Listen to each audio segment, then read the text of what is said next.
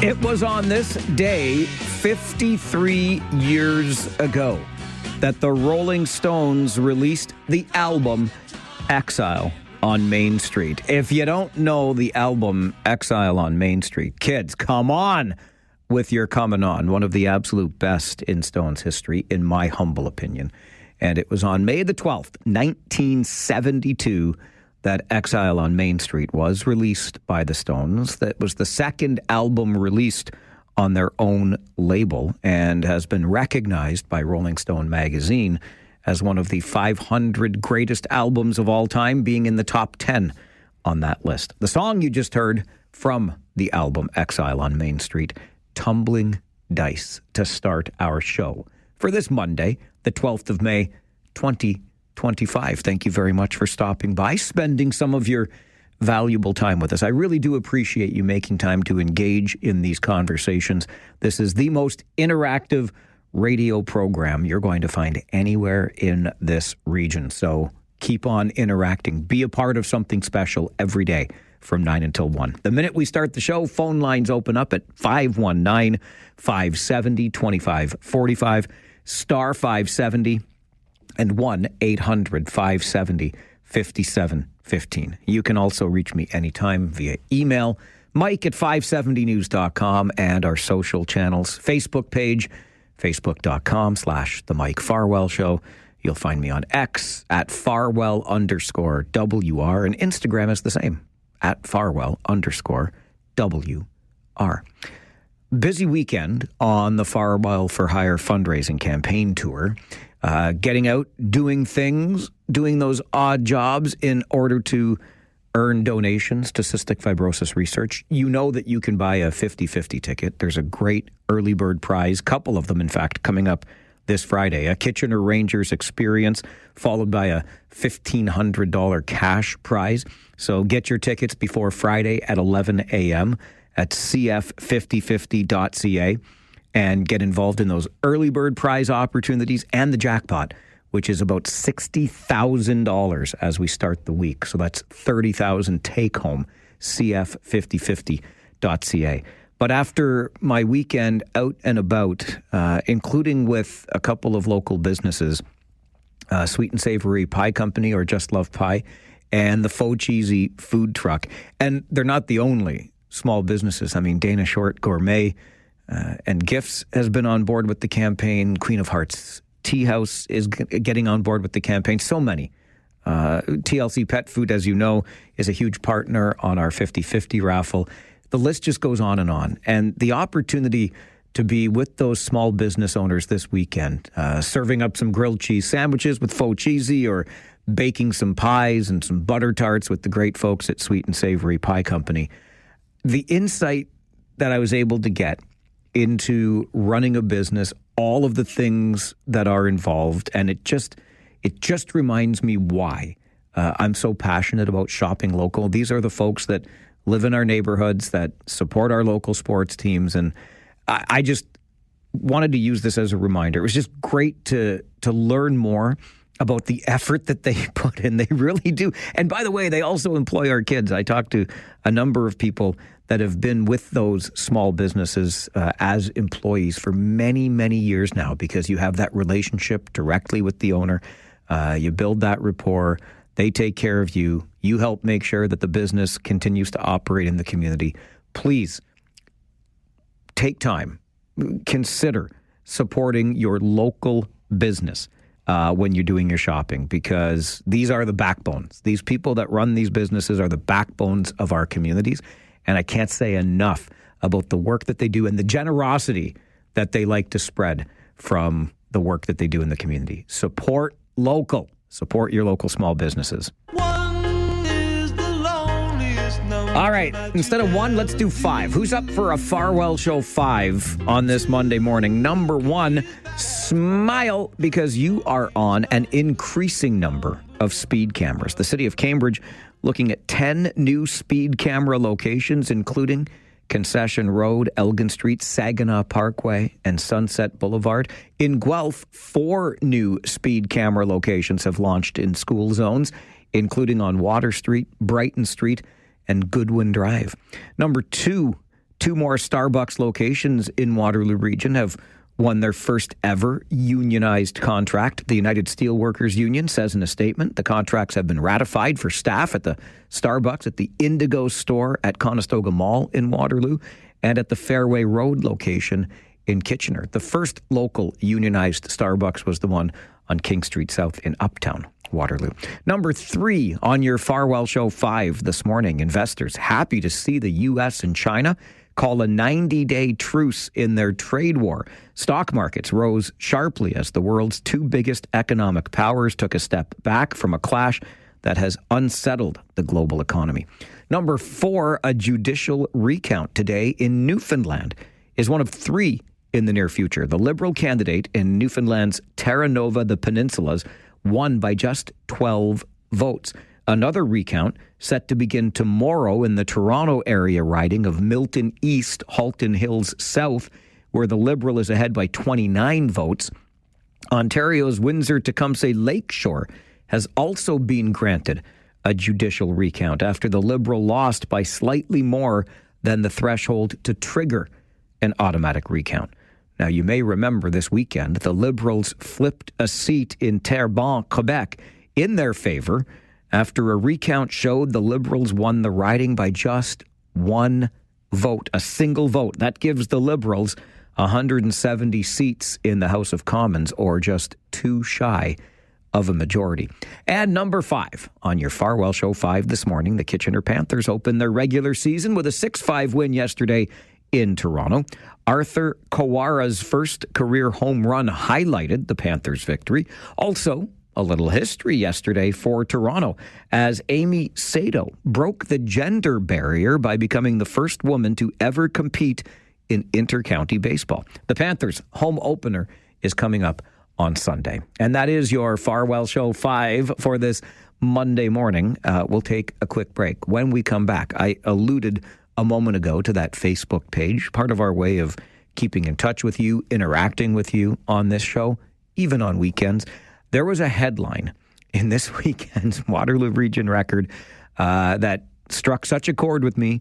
I posted it on our Facebook page, and it's something that we have said many a time on this show.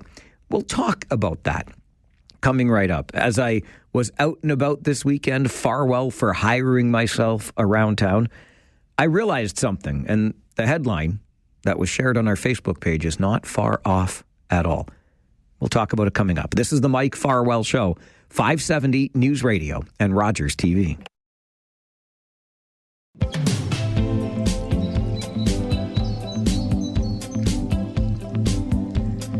It was a headline on the front page of the Saturday edition of the Waterloo Region Record that I just couldn't resist. So I took a photo of the headline and shared it on our Facebook page, facebook.com/The Mike Farwell Show. The headline reads as follows: I don't know how people manage to hit trains.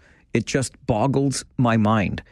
And that quote came from Faith Morphy, who has long been associated, decades now, with Young Drivers of Canada in the region. But Faith was commenting on the number of collisions that we see between the drivers of vehicles and our light rail transit vehicles in this community. An average of 15 per year. So 1 and a bit, 1 and a quarter a month, give or take. So I don't know, is a crash a month a whole heck of a lot?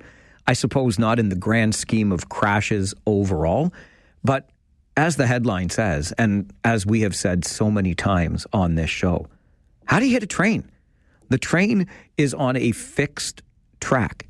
The train does not make unpredictable maneuvers because it is on a fixed track. So how do we go about hitting a train while we are driving a car? I struggle with it. I will also admit, though, and I think this comes with my advancing years, but I struggle more today getting around than I used to. And in part, that's the advancing years. And in another part, I do believe it's because there is just so much going on our roads right now. Not only are they full of vehicles of all kinds, I even saw something we like to poke fun at from time to time, but I saw a family, mom, dad, and child, making good use of the cycle track, the bike lanes in downtown Kitchener yesterday. So I'm telling you, there were buses, there were vehicles, there were trains, there were bicycles. And when I was out and about doing my Farwell for Hire odd job fundraising over the weekend, I find myself in all kinds of different areas of the community. And again, I was reminded that you got to have your wits about you when you are trying to make your way around this community these days, because there is so much going on. Two things struck me while out and about on the weekend. One is the intersection of Ottawa and Fisher-Holman. I don't know if that's ever going to be any better. I can't remember the last time it felt comfortable going through there, but it's still, even on a Sunday, an absolute disaster with people trying to make left-hand turns and not having enough room to get over and out of the intersection when people want to start going straight. Doesn't help that there's construction in the area right now. I was on Westmount by Ottawa near Laurentian Public School, and that is an area that many have complained about, where they have received automated speed enforcement photo radar tickets because, boy, oh boy, you feel like you are crawling through that section. However, we were, every one of us, on that stretch. So maybe the automated speed enforcement is working, because we were puttering our way past the school on Westmount Road because we didn't want to get a ticket. I was on Homer Watson. Have you noticed on Homer Watson? And this is consistent with, I think, the city in general, the varying speed limits, 70, 60, 50, depending where on Homer Watson you are, and it changes within a very short period of time. Again, you have to be completely observant while you're out there, making sure you're following every sign, and there's a lot.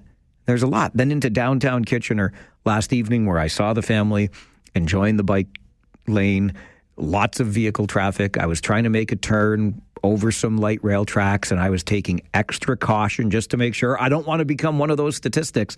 There is a lot going on. It can be navigated, but I don't know about you. I don't find it to be the most comfortable city to navigate these days. And honestly, with the varied speed limits from one section of the same road to another, at points on Westmount Road, you're 60, then you're 50, 40, sometimes even 30 in school zones. My goodness, there's a lot to be aware of when you're behind the wheel of a car. Maybe, just maybe, they're trying to make it so uncomfortable we just stop driving altogether. This is the Mike Farwell Show, 570 News Radio and Rogers TV.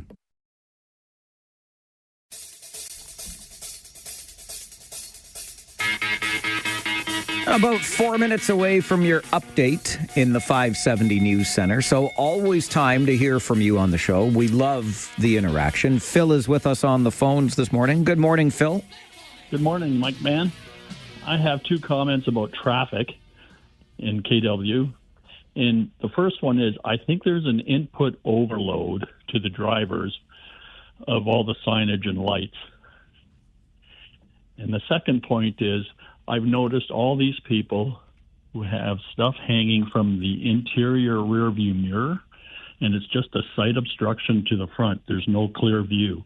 So that just compounds problems also. Interesting.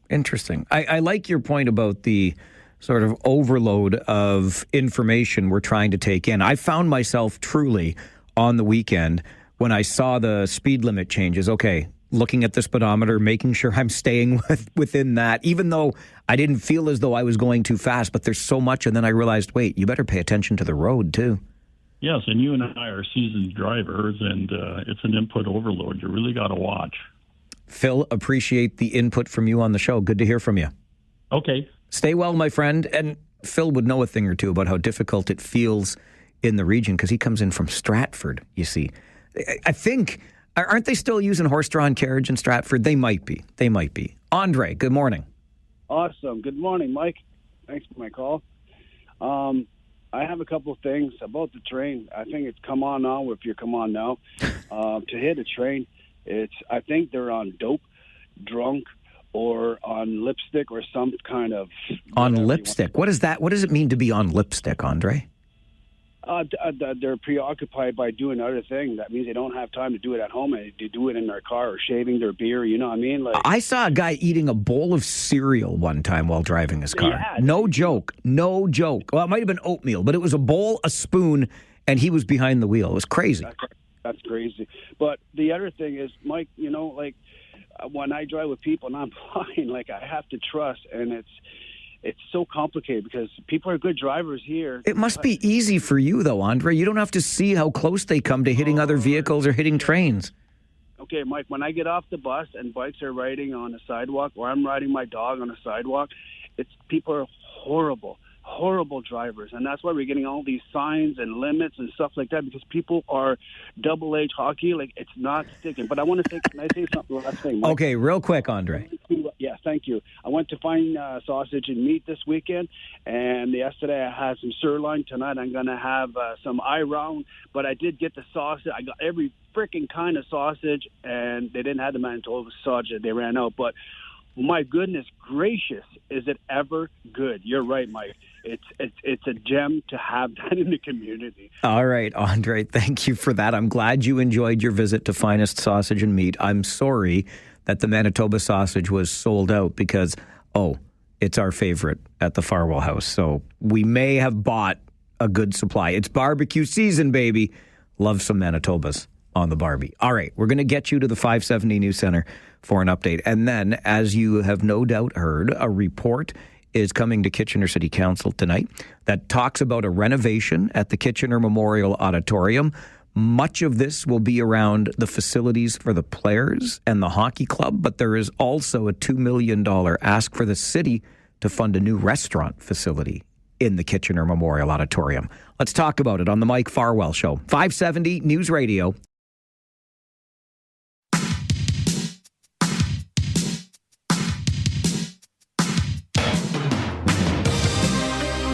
Well, you no doubt know that one of my favorite things to talk about is hockey, particularly our local hockey club, the Kitchener Rangers. I am so fortunate to be a part of the broadcast team for the Rangers, and what a season that the team just had. And there is no off-season in hockey anymore. I think that's become clear as well. Joe Birch joins me in studio. Joe is the Chief Operating Officer with the Kitchener Rangers Hockey Club. Hey, thanks for coming by. Appreciate it. Hey, Mike, thanks for having me. And as we said off air, it's the first time in person that we've had to do this. And I'll be 5 years in the role, and I can't believe it's taking you this long to invite me in.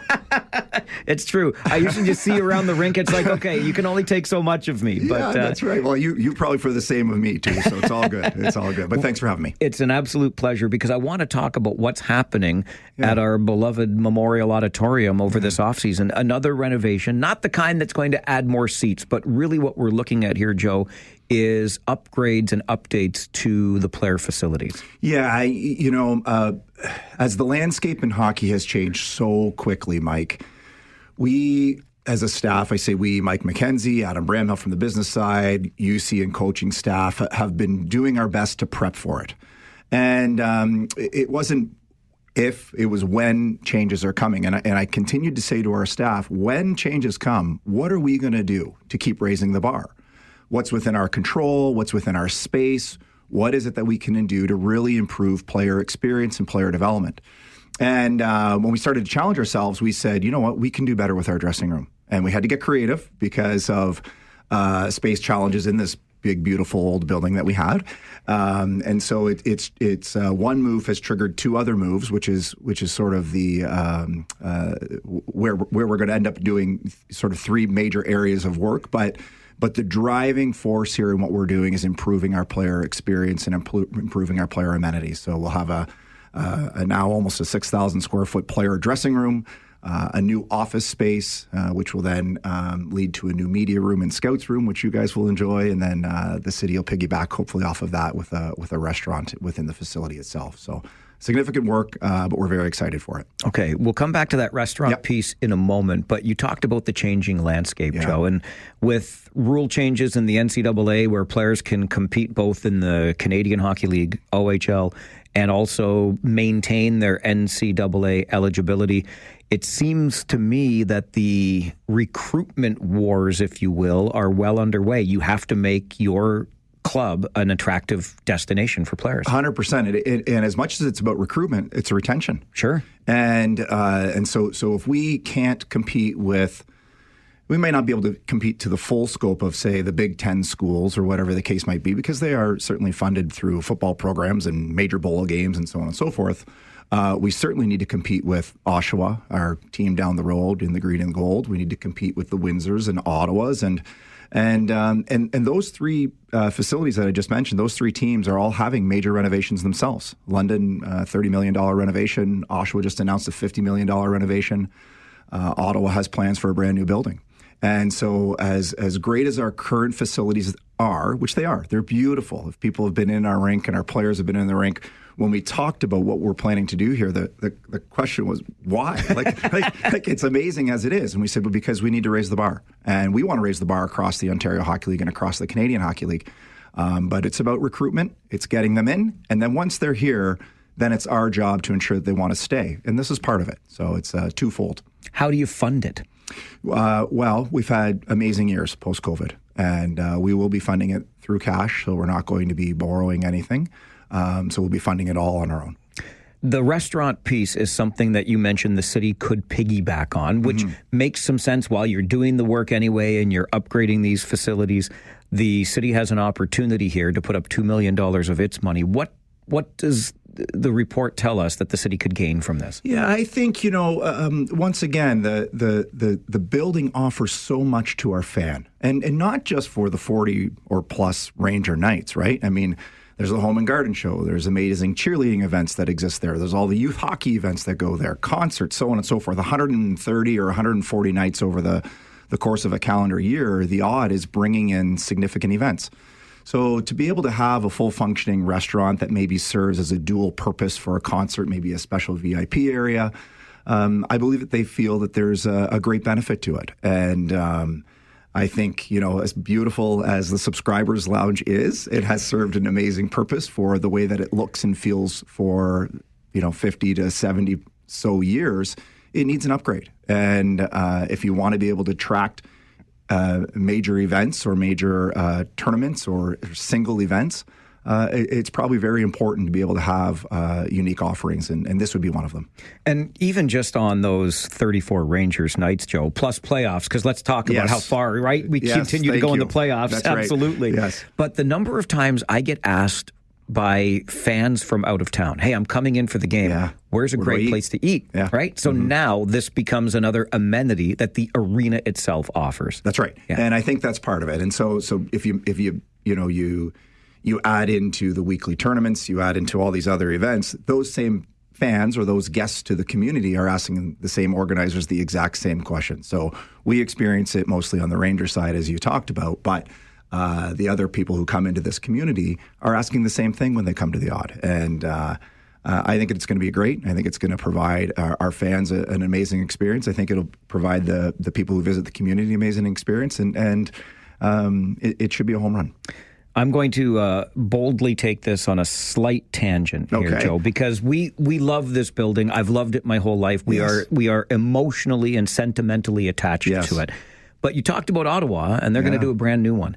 How does the Kitchener Memorial Auditorium today fit the changing landscape? Are we okay in this building? Yes. And so when you are in one of our seats, or I've been fortunate enough to be on the ice in a game, there is nothing better. There is no experience better. I received a note from a pretty high up OHL league official who said that he recently had his children at a competing team's league, but he preferred our game better. And that said a lot to me. And I thanked him for that comment, because a lot goes into the production of one of our games. And certainly it's driven by the on-ice product. We don't need to have the wave, but we do, which I know you've got your comments on. But aside from that, though, the acoustics, the feel, the seats, the smells, the sights, the sounds. I know I'm making some sort of cliche comments here, but the in-game experience for our players and opposing players is unmatched, and it's driven by the energy in the building. It is some of these amenities that are around some of these newer buildings, maybe a larger concourse, but we can't do anything about that. But we can do things within our space or within our financial controls that I know certainly we believe, and I believe City now believes, that you can enhance the odd to still create an amazing experience to compete with these new buildings that are coming, and that's really important. So you are very much the chief operating officer, business side of things today, where you will be at council putting forward this pitch, if you will, yes, to City Council in Kitchener. Yes, be there this afternoon, and we'll share some thoughts and answer some questions, and hopefully be able to receive the support that's required to do something that, once again, we'll just enhance the building one more time and give it a shot, another injection of some good energy and good experience for another 10, 12, whatever number of years that we all call the odd home. That's fine. Let me retire in this building. I'll be very happy about that, Joe. I'll be very happy about that. Yes, same here. I should ask about the timeline, though, too, because I think some of this work has already begun. But yes, you want to get this done for the season, I suppose. Yeah. So we've already begun. Tomorrow's moving day for the business office. This is in our ranger space in our dressing room. So we've already begun some of the packing and no major building of anything of yet. But we've started to move things up, pack up, not unlike a school where you get your 2 months of off season. We only have one off season. And so whether it was May of 2025 or May of 2026, the off season is still the same. So it's aggressive, but we're working with a great group, the Woodhouse Group, who's going to help us meet these timelines. And that way, when our players arrive, we've shown them renderings and drawings. And we had our spring camp this weekend and showed them renderings and drawings. So pressure's on to deliver, because when everybody returns in September or late August, we want everything complete. It is. It's really exciting, and this building is such a gem. I know you've handled it with great care. I can't wait to see what this looks like on the end of things. Joe, congrats on a fantastic season with the club, and thanks for making time for the show this morning. Thanks, Mike. We appreciate all your support all year long, and I'm going to challenge you here that we get the hard helmet out, and we're going to support you and Farwell for hire. So let's make sure we can make that happen in the coming time here. But I appreciate all your help, and I appreciate all the fans' support that we had this year. It was a special year, and in the words of UC Hocus, pretty good for a rebuild. Pretty good for a rebuild. I got my steel toe. I can put on my helmet and make it look like I'm doing something, Joe. Excellent. Thanks a million for being here. Thanks, Mike. Joe Birch, Chief Operating Officer of the Kitchener Rangers Hockey Club, joins us on the Mike Farwell Show this morning, 570 News Radio and Rogers TV. It is some of these amenities that are around some of these newer buildings, maybe a larger concourse, but we can't do anything about that. But we can do things within our space or within our financial controls that I know certainly we believe, and I believe City now believes, that you can enhance the odd to still create an amazing experience to compete with these new buildings that are coming, and that's really important.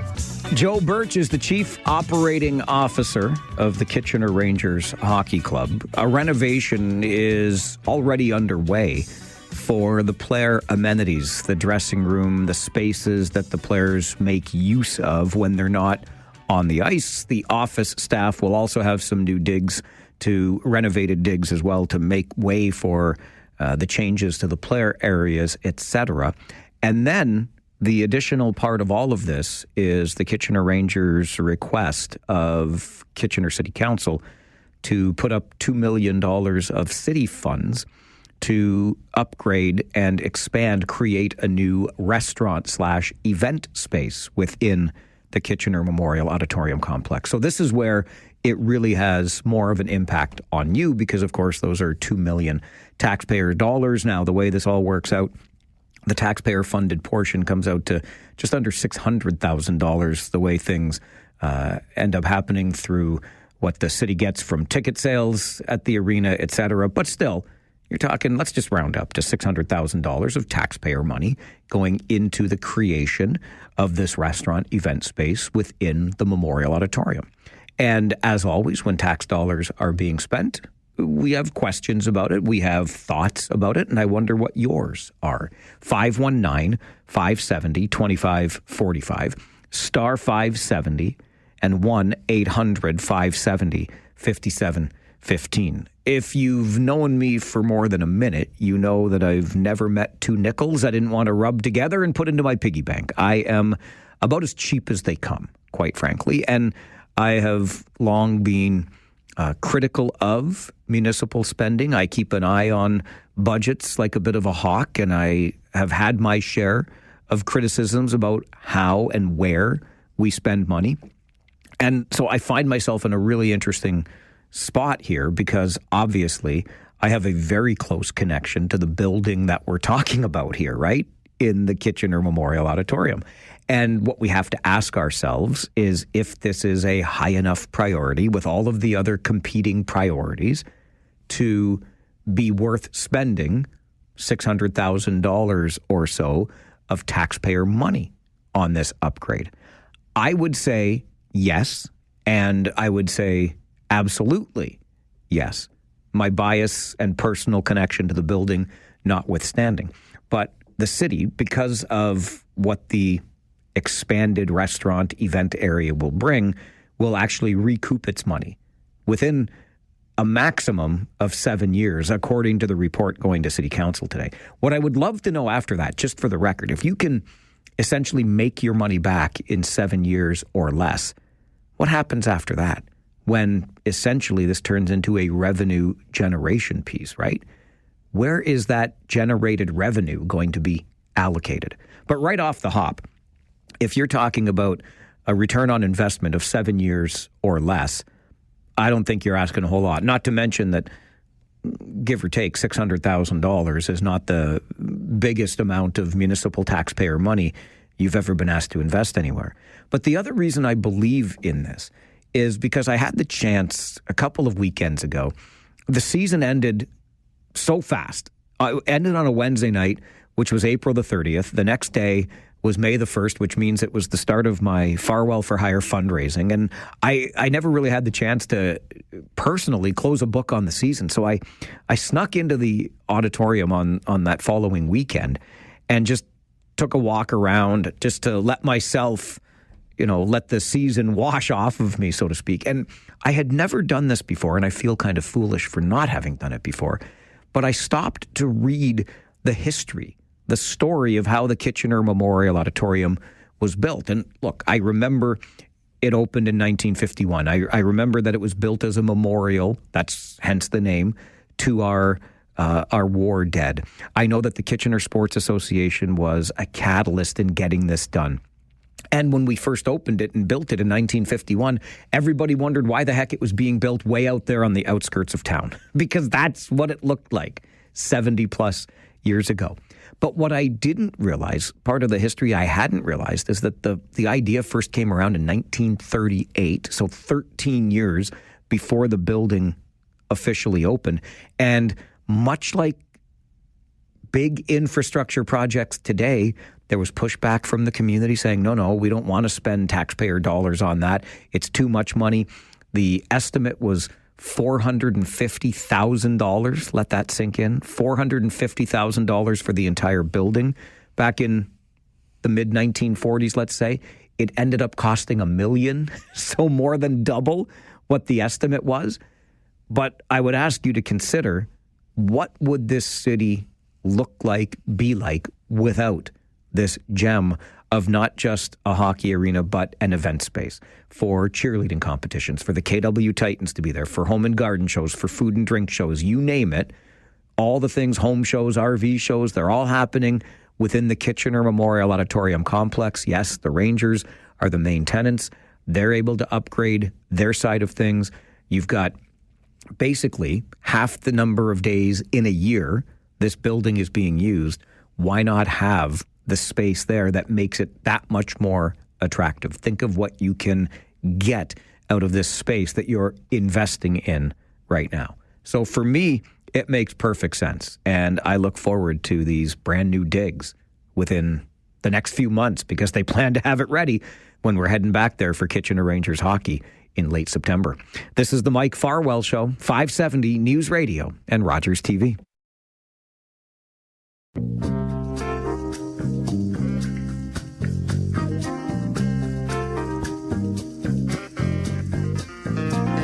What does it mean for the Catholic Church? What does it mean for our world that the new Pope, Leo XIV, is from North America? People were taking photos this weekend outside the new Pope's childhood home in Illinois. We'll talk about it coming up on the Mike Farwell Show. This is 570 News Radio and Rogers TV.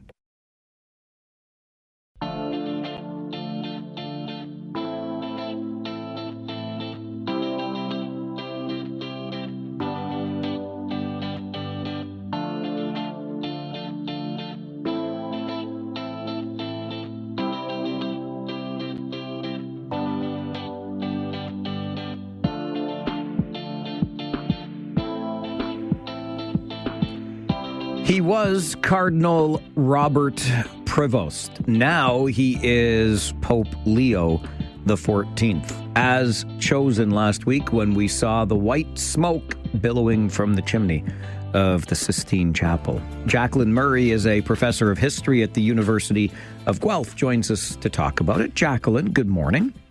Good morning. Were you surprised at all at how quickly the conclave was able to choose the new pope? I actually wasn't, because the conclave began after the cardinals had had almost a week of meetings and conversations and presentations, and they had had a chance not so much to politic, but to make their views and their personalities known to each other. So they had kind of a head start before they went into the conclave.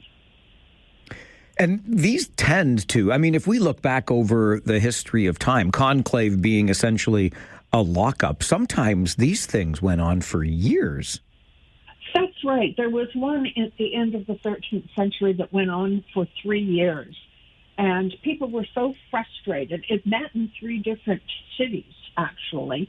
And people were so frustrated that they started to reduce the food that the cardinals received, in the hope that hunger would help them make a decision. And finally, they took the roofs off the room, letting them open to the elements, because they just wouldn't make a decision. And it was after that the papacy instituted rules governing conclave, and then you see how they have evolved over 1,000 years. Certainly, and just the 2 days to make the decision this time around, as you mentioned, because of that opportunity they had to meet and maybe even lobby ahead of time. So what we end up with, Jacqueline, is a pope whose roots are in North America, the United States, to be exact. President Trump has already, talked about how important that is and how great it is that this Pope Leo now comes from the state of Illinois. But what should we make around the world of a pope being from North America? Well, I think, first of all, we also have to think of the pope being from South America, because he was 20 years in Peru, and he's also a Peruvian citizen. So he's certainly a pope of the Americas, but all of them. I suspect that his being a citizen of the United States had less to do with his election than President Trump might think. And in fact, if you look at his track record, it's unlikely that he and the president would be aligned on very many issues. Some things have been made already. I was reading over the weekend about concerns that Cardinal Prevost had made prior, more than a decade ago now, around the LGBTQ plus community. That's over a decade in his past, and even advocates are saying today that they hope that he has had a change of heart in that particular regard. But as a 69-year-old pontiff from the Americas, what does this mean for the Catholic Church now, Jacqueline?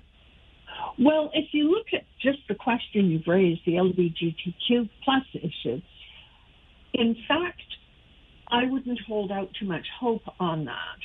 that there'll be change, because this Pope is very much following the theology based on Thomas Aquinas, that is the official doctrine of the Church.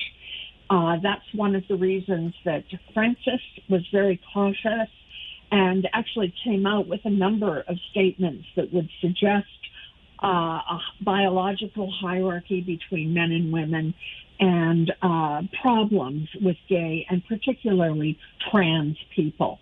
And this goes back to the 13th century, and it was made the formal theology of the Catholic Church in the 19th century by Pope Leo XIII. And so this particular Pope Leo follows in that ideological and philosophical position, and I don't think we're going to see much change with respect to the Church's policies. I suspected the same from what I've learned about Pope Leo XIV so far. And you mentioned how Pope Francis was perhaps a little more cautious. Does this signal a departure from what we had under Pope Francis as we move into the era of Pope Leo XIV? I think it'll probably be more of a continuity, a kind of superficial welcoming. We won't make too many judgments and so on, but there's not going to be any fundamental change on issues pertaining to gender and sexuality. We're not going to see women ordained priests under this Pope, and we're not going to see sacramental gay marriages. And the problem for trans people is going to continue as they're very much under a critical lens by the papacy. And that's something that Francis spoke out quite firmly about, that people should not be transitioning from one sex to the other, that God created two separate sexes, men and women, and that's the way it goes, as it were. Jacqueline, I appreciate your time on the show this morning. Thank you very much for joining us. Oh, you're very welcome, Mike. Thanks a lot. Enjoy your day. Bye now. Bye. Jacqueline Murray is a professor of history at the University of Guelph, shares her perspective through that historical lens on the election of who is now Pope Leo XIV. And I've had the sense, and Jacqueline seems to have the same, kind of corroborating that what we are getting in the 69-year-old pontiff, newly elected, is a more fundamental background and viewpoint for the papacy, which I think would be fair to call a departure from what we had under Pope Francis. And, of course, Jacqueline's quick to point out that the 20 years in South America makes this a Pope of the Americas, but certainly roots in North America. I had mentioned before the break that folks were taking pictures outside Pope Leo XIV's childhood home in Illinois as soon as the election was announced. What do you think of the new direction for the Catholic Church and what this means for our world with Pope Leo XIV? Your thoughts always welcome on the Mike Farwell Show. This is 570 News Radio and Rogers TV. This goes back to the 13th century, and it was made the formal theology of the Catholic Church in the 19th century by Pope Leo XIII. And so this particular Pope Leo follows in that ideological and philosophical position, and I don't think we're going to see much change with respect to the Church's policies. What Jacqueline Murray sees in the new Pope jives with what I've been reading. It sounds like a more fundamental approach to the Catholic faith. Jacqueline is a professor of history at the University of Guelph, and she joins us this morning to talk about the election of Cardinal Robert Prevost, who is now Pope Leo XIV, as we learned late last week when the white smoke came from the chimney at the Sistine Chapel. Took only 2 days for the conclave to arrive at its ultimate decision. And as Jacqueline Murray pointed out, there had been plenty of time for the cardinals to discuss, maybe even lobby one another before heading into conclave. And again, 2 days later, the decision was arrived at. That's contrary to what has happened historically. These conclaves tended to go on for quite some time, including one that lasted 3 years. 519-570-2545, star 570, or 1-800-570-5715. Mike sends an email to Mike at 570news.com. It says, Mike, Pope Leo is the most humble person I've ever seen, and he appears to be understanding. I'm not Catholic, but this matters to me. And I find that interesting, even as a non-Catholic, that the election of the Pope and who this Pope is or what this Pope represents matters even to a non-Catholic like Mike. Let's go to the phones, hear from Sean this morning. Good morning, Sean. Good morning. I'm not Catholic either, although I have taken Catholic courses out of interest. But I think a lot of people forget, this is ultimately the Catholic Church, and their job is not to be trendy, or, their job is to be a rock upon a lot of people base their lives on. And they can't move too quick because because people do, have, this is of great importance to people, their faith. And as your guest pointed out, he did spend 20 years in South America. And South America is somewhat socially conservative when it comes to matters of sexuality and family. North America is somewhat more liberal in that regard when it comes to, LGBTQ and stuff. So, yeah, one can still be understanding about other people's beliefs while not, changing the way the church is. Yeah, Sean, I hear where you're coming from in that regard. And it's an interesting point on the Americas mix here, right? South versus North. I also think it's really interesting in these times to have a pope whose roots are not just in North America, but in the United States of America, because we know what a topsy-turvy world the United States and its elected leadership is creating right now. So I'm not suggesting for one moment that the Cardinals in the election of Pope Leo XIV in any way were thinking about the political climate in the United States of America. But I find it really interesting that we now find ourselves with a pope whose roots are in Illinois and in the United States, and now the leader of the Catholic Church. And as Sean points out,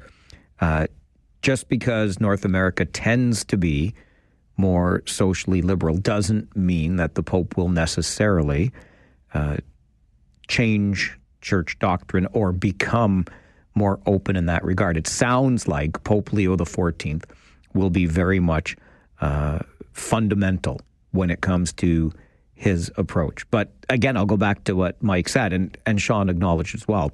Not a Catholic himself, but has taken courses to learn more about the faith.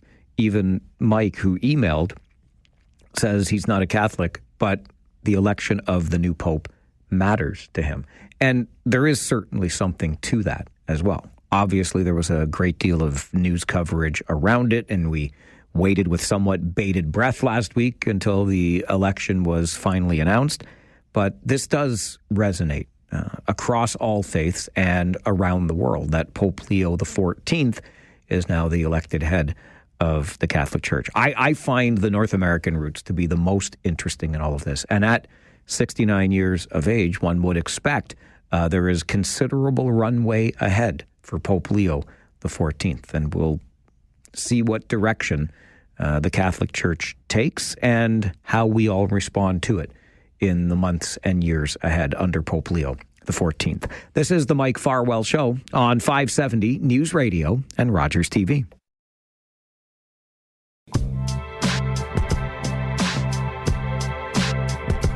Hey, congratulations to this year's Athlete of the Year nominees just announced this morning.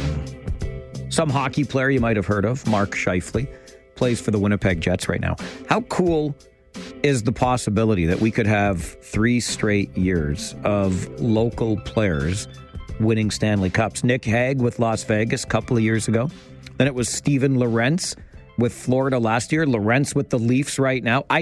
Listen, don't even talk to me about the rough weekend the Leafs had, okay? Last time I checked, it took 4 wins to claim a series. So the Leafs may have lost 2, but they're still in a 2-2 series tie with Florida. But Steve Lorentz and Mark Scheifele both still alive in the Stanley Cup playoffs. Anyway, Mark Scheifele, one of the Athlete of the Year nominees. Tyler Rourke in cycling. Ben Flanagan, athletics. Dane Smith, lacrosse. Eric Peters, who's an archer. Katie Cosgriff, who's a para-athlete in swimming. And Cole McCormick in water skiing. Congratulations to our Athlete of the Year nominees. The winners will be announced on Tuesday, June the 3rd in a ceremony at the Conrad Center in downtown Kitchener. But our Athlete of the Year nominees, Mark Scheifele, Tyler Rourke, Ben Flanagan, Dane Smith, Eric Peters, Katie Cosgriff, and Cole McCormick. Well done by yous. I say that just because I think it's fun. I don't know why I use that word, but I do it.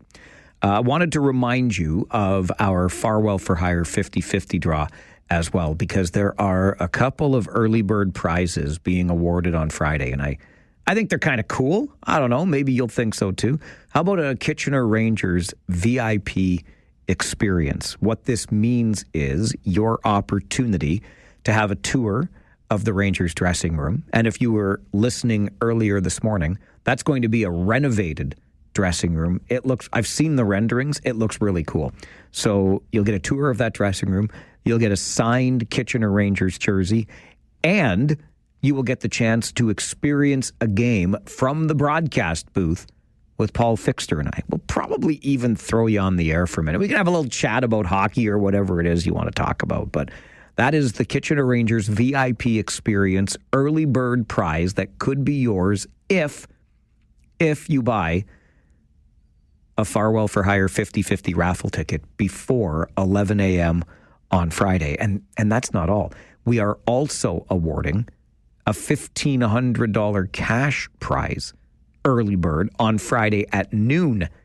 So the bottom line is get your tickets and get your tickets soon, okay? cf5050.ca, cf5050.ca, and you can be eligible for those early bird prizes, and you can be eligible for the overall prize, which is now, yes sirree, gone over $60,000. That means the take-home jackpot, more than $30,000. And you know that number is only going to climb by the end of the month when we make the final draw on May the 30th. So it's going to be a big jackpot. You'll get to take home tens of thousands of dollars. Heck, cystic fibrosis research is getting tens of thousands of dollars. And if you buy before Friday at 11 a.m., you're eligible for that Kitchener Rangers VIP experience and $1,500 cash from the Better Business Bureau. What more could you ask for? Go to cf5050.ca, help us raise money for cystic fibrosis research, and help you have the chance at tens of thousands of dollars in winning and those early bird prizes. This is the Mike Farwell Show, 570 News Radio.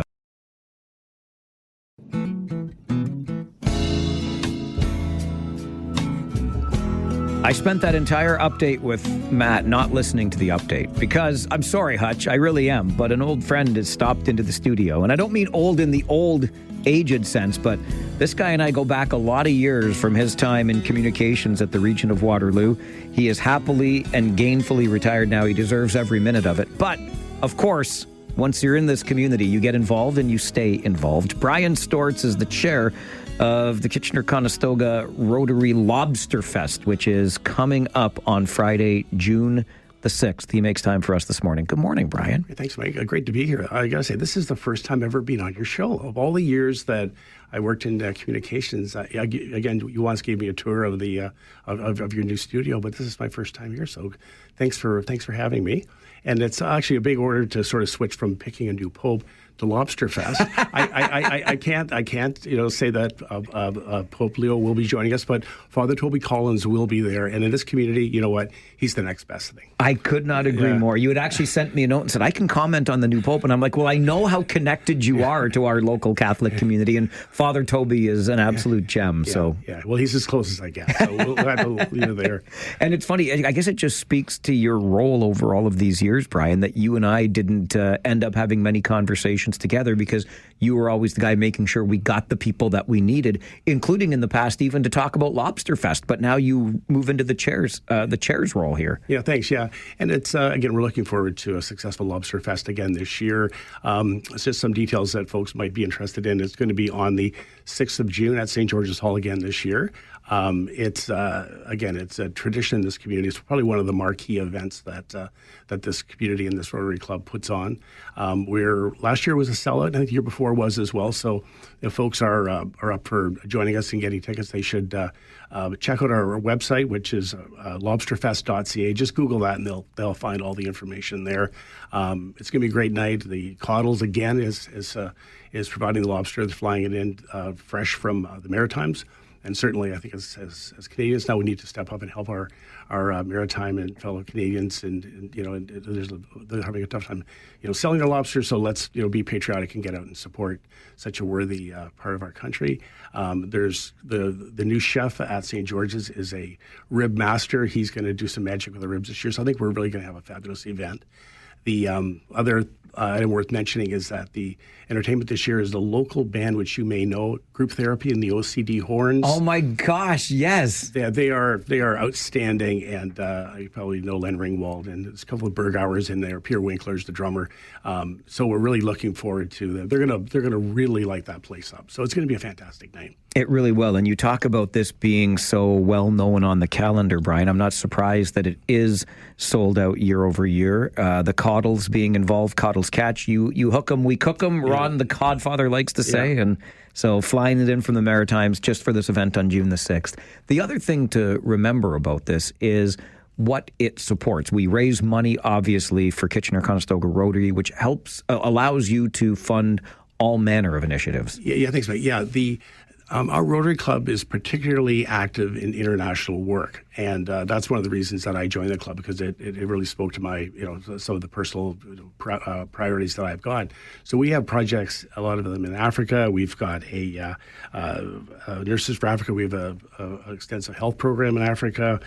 Kenya, there's a Kenyan Kids Foundation where we provide education and health support for kids in Kenya. We've got a couple of projects in Mexico, in San Miguel de Allende, one of which I'm involved with, providing education on watershed issues. But our biggest project that we support is the Ukraine, that we provide direct funding through some very good sources to help typical or average Ukrainians who have issues with, just day-to-day issues with the war. So we generously support the Ukrainian people. You mentioned issues that you are particularly passionate about, but I kind of joked at the beginning, have all your years working in this community, you remain involved in it to this day. What attracted you to Rotary? Oh, my goodness. I think it was Jim Erb mostly. You could never say no to Jim Erb. But I think it hit me at the right time. I'd retired. It seemed to be a good fit. This club was particularly appealing because of the international side. When I was at the region, thanks to Mayor Urbanovic, I did 2 missions in Cambodia. I did some work there, and it really hit home how important it was for us Canadians to do good things in other parts of the world. So the priorities of this club and the values of this club align with my personal values, and it's been a good fit. And it's a good bunch, and they do great work. I love to hear it. How much are you hoping to raise through Lobsterfest this year? Oh, I think we're shooting for about 60,000. I think over the years we've raised or distributed about 3 million. So it's been a very successful. We've wanted more, but we have to cover the costs and so on.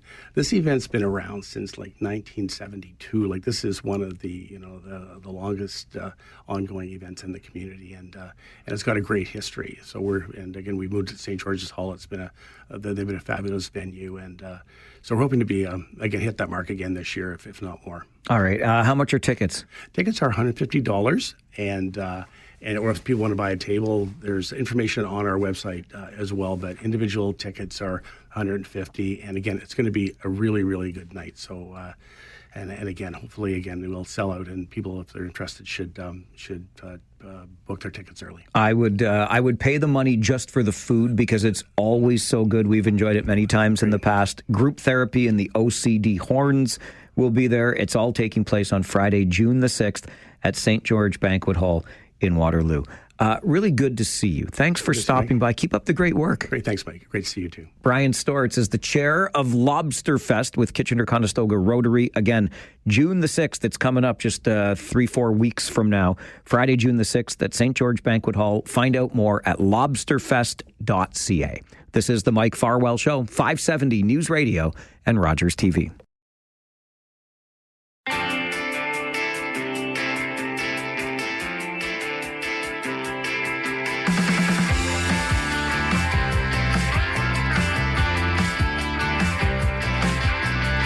Less than 2 weeks away. Not this coming Saturday, but the Saturday next on May the 24th. It is the annual Walk for Alzheimer's. And here to tell us more about it, Larry Lutgendorf, who's the Director of Fund Development with the Alzheimer's Society of Waterloo, Wellington. Larry, good morning. Good morning, Mike. How are you today? I'm doing very well, thank you, sir. How are you? I'm doing well as well. The sun is out, the shining, the weather is looking good, and we're looking forward to a great event in just a couple of weeks. I have friends on the inside, Larry, at Environment Canada. I have already put in a request for excellent weather on the weekend of your walk. So if it works for me, it can work for you and the Alzheimer's walk as well. And we'll have more of this. Tell us what's happening on the 24th and how and where we can participate. Wonderful. Yeah. We have a walk for Alzheimer's. That's a national walk, actually. So people from across the country are walking in support of their loved ones with Alzheimer's. Locally, we have 4 locations. There's one in Mount Forest. There's one in Kitchener. There's one in Guelph, and we have a new location this year in Cambridge. We used to have a walk in Cambridge years ago, but the pandemic and everything sort of squashed that one, and we're renewing that this year, and we have a really good turnout so far for that site. So we're excited about that, and we overall though we're down a little bit this year, so we really need people to come out in this last couple of weeks for walks like this. Everybody sort of gets geared up in the last couple of weeks, so we're hoping for a big turnout this week. You talk about the support that's needed, and obviously, Larry, it is because there are more than 650,000 Canadians today who live with dementia. The money that you raise through the annual Walk for Alzheimer's, what kinds of work does it help you to do? It keeps all of our programs free of charge. We don't charge anything for any of the sessions. We do a number of really critical things. We provide education and training for people living with dementia and for their care partners. We provide social services, social workers that provide counseling care for people living with dementia. And we do something called therapeutic recreation. And that's most popular program there is our Minds in Motion program, which is a low-impact exercise program for people living with dementia. And it combines physical exercise and social interaction and cognitive stimulation, brain games, and things like that, because those 3 things together have been shown to slow the progress of disease. I'm glad you brought that up because I've been reading more of the research and hearing about these things, and it makes me wonder if this can, in fact, slow the progress of the disease. If we engage in these types of activities, can we even ward off or delay the onset of the disease? Well, dementia affects everyone differently. There's no one uniform way to say this is what happens. Everybody's experience is different.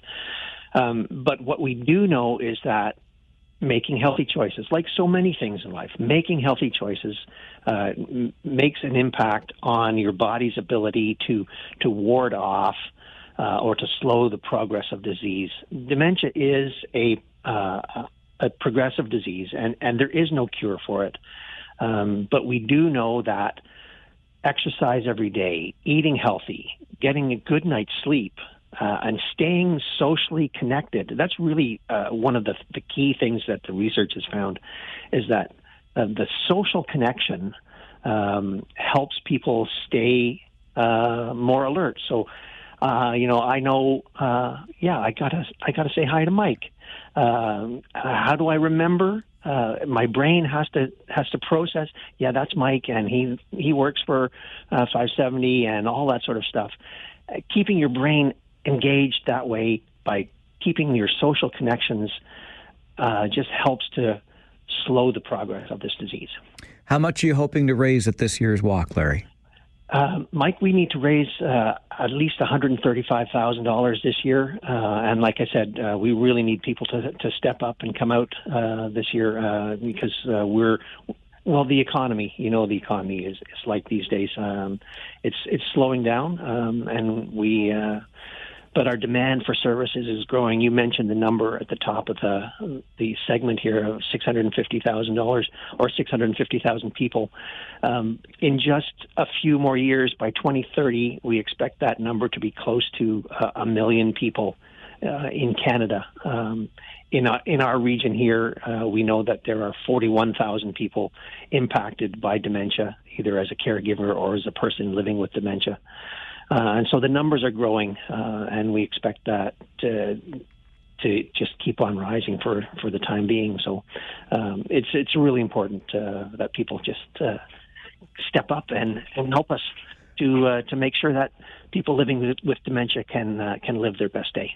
Where can folks go, Larry, to sign up and participate in one of the local walks or pledge their support? You can pledge your support on our website. If you can't come out to walk, you can donate there. Just click the orange donate button. There's also a register to walk for the walk button on our website, and our website is alzheimerww.ca. Singular, alzheimerww.ca. We'll get you there, and you can register for the walk or donate. Larry, keep up the great work, and thanks very much for joining the show today. Thank you, Mike. Larry Lutgendorf is the Director of Fund Development with the Alzheimer's Society of Waterloo Wellington. That is the website, as you just heard Larry say, Alzheimer, no S, alzheimerww.ca. There are 4 walks happening locally from Mount Forest right on through the region here. It's coming up on Saturday, May the 24th. So not this coming, but the following Saturday. They need to raise $135,000 this year to keep those programs and services free for the people in our community living with dementia. So check out alzheimerww.ca to sign up, get involved in one of those walks, or pledge your support. This is the Mike Farwell Show on 570 News Radio and Rogers TV.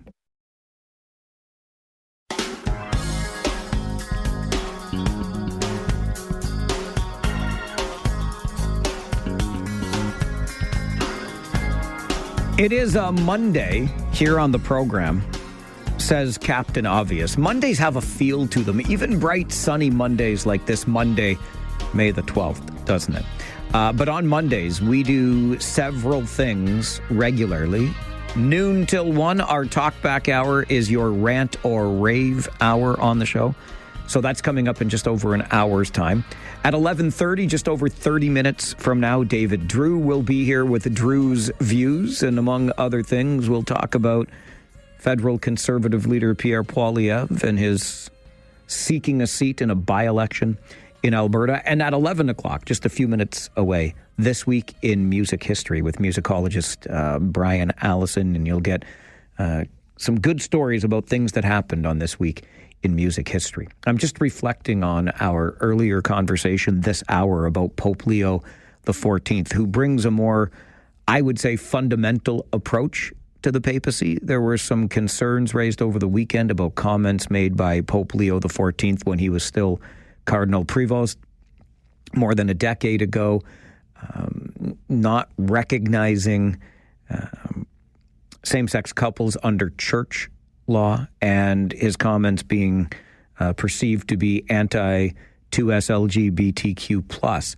And the sense remains that he has not deviated a whole lot from that sentiment, which brings me around from the church to the courts. And in Britain, just a couple of weeks ago, the highest court there ruled that only biological and not trans women meet the definition of a woman under equality laws. This was a court action brought forward by a group known as For Women Scotland, or FWS.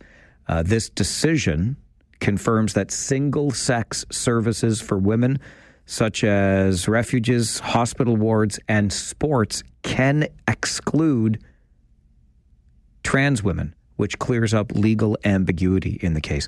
For Women Scotland says, today the judges have said what we always believed to be the case, that women are protected by their biological sex, that sex is real, and that women can now feel safe that services and spaces designated for women are for women.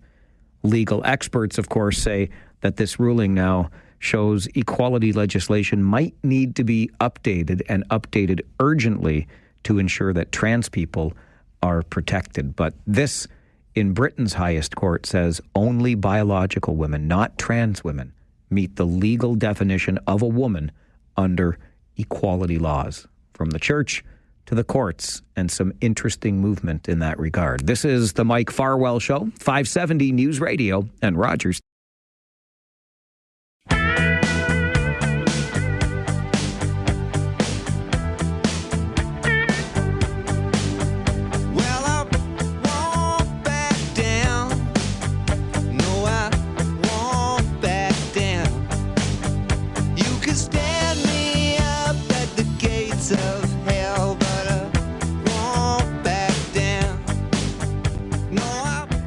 He might not just sing it, he might actually mean the lyrics in the song as well, Tom Petty. He'll come up on This Week in Music History, something we do every Monday morning at this time with our good friend and musicologist Brian Allison. I'll remind you to check out the Facebook page of the same name, This Week in Music History. Follow along for some of these stories and more that we don't get to.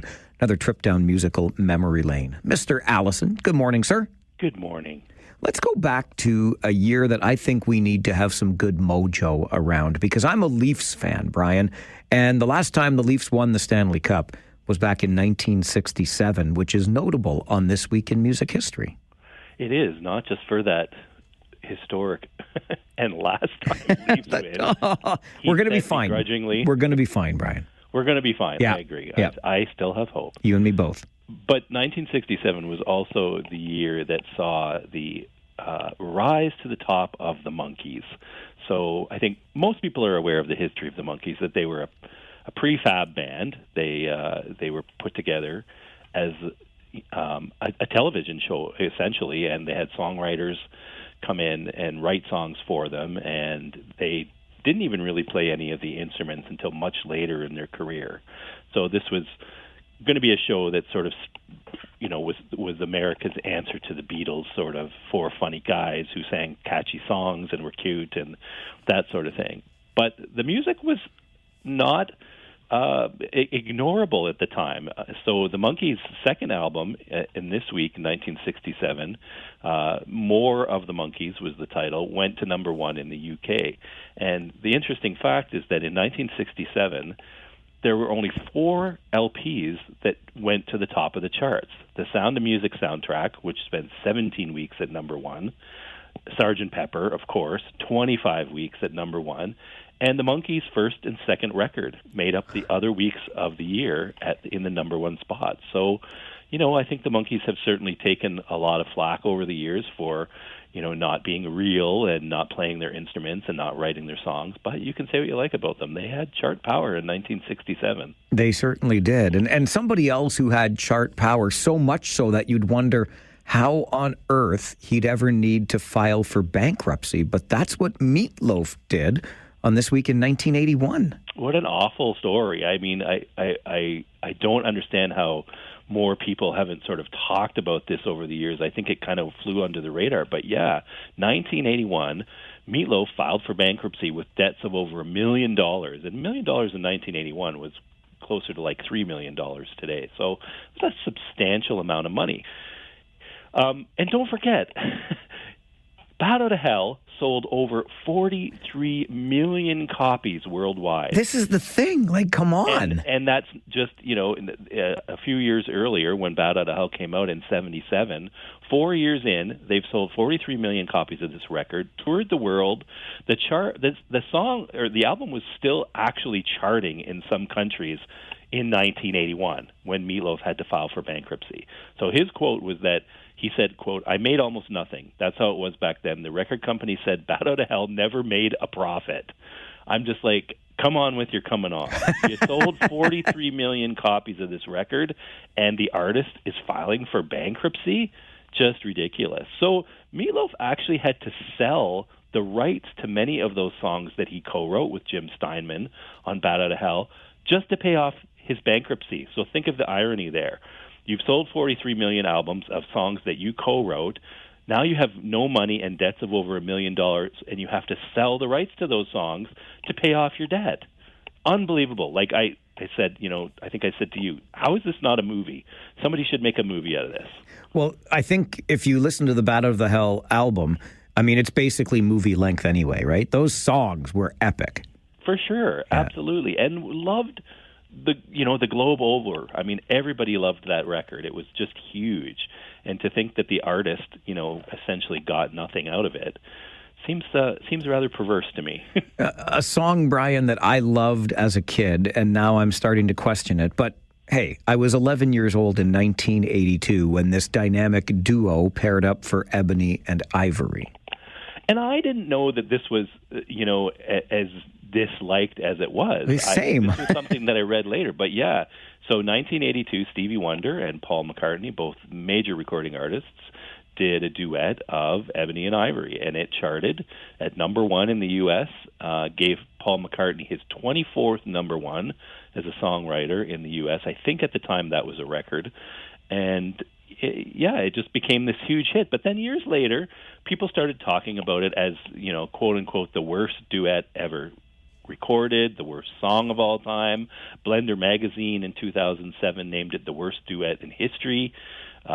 I don't know. I'm kind of like you. I'm sort of like, well, I didn't think it was a terrible song. I mean, I certainly wasn't cranking it up when I was cruising around, but it was a song that people loved and did well on the charts. But yeah, today it doesn't get a great rap today. People kind of look back on it and go, yeah, that was a really bad song. But talk amongst yourselves. I didn't think it was so bad. I didn't think it was either. I guess probably a little bit heavy on the schmaltz or the fromage, right? Maybe that was it. Yeah, maybe people just kind of went, yeah, it was a little too cheesy for my liking. All right, let's talk a little bit about Led Zeppelin, because one of the rarest rock T-shirts in the world sells for $10,000 a T-shirt, Brian? $10,000. Would you pay $10,000 for a T-shirt, Mike? No, I would not, sir. Not even one time. No. Yeah, in 2011, on May 11th, 2011, this very rare rock T-shirt went up for sale on eBay. It was a 1979 Led Zeppelin tour shirt, and was sold by a fellow on eBay, and the ending bid ended up being $10,000, just a little over $10,000 actually, and the completion of that transaction made it the world's rarest and most expensive vintage T-shirt. So yeah, $10,000 for a T-shirt. That's one that you're going to want to watch when you launder, I'm thinking. Don't mix it with your Reds, whatever Probably you do. A bad idea, yeah. Brian Allison is our resident musicologist. He joins us every Monday morning at 11 for This Week in Music History. Don't forget to follow the Facebook page of the same name, This Week in Music History. And when we come back, we will find out why or how Tom Petty does not back down. And the greatest one-hit wonder of all time? Well, at least one of those one-hit wonders charted on This Week in Music History. We'll talk about it coming up on the Mike Farwell Show, 570 News Radio and Rogers TV.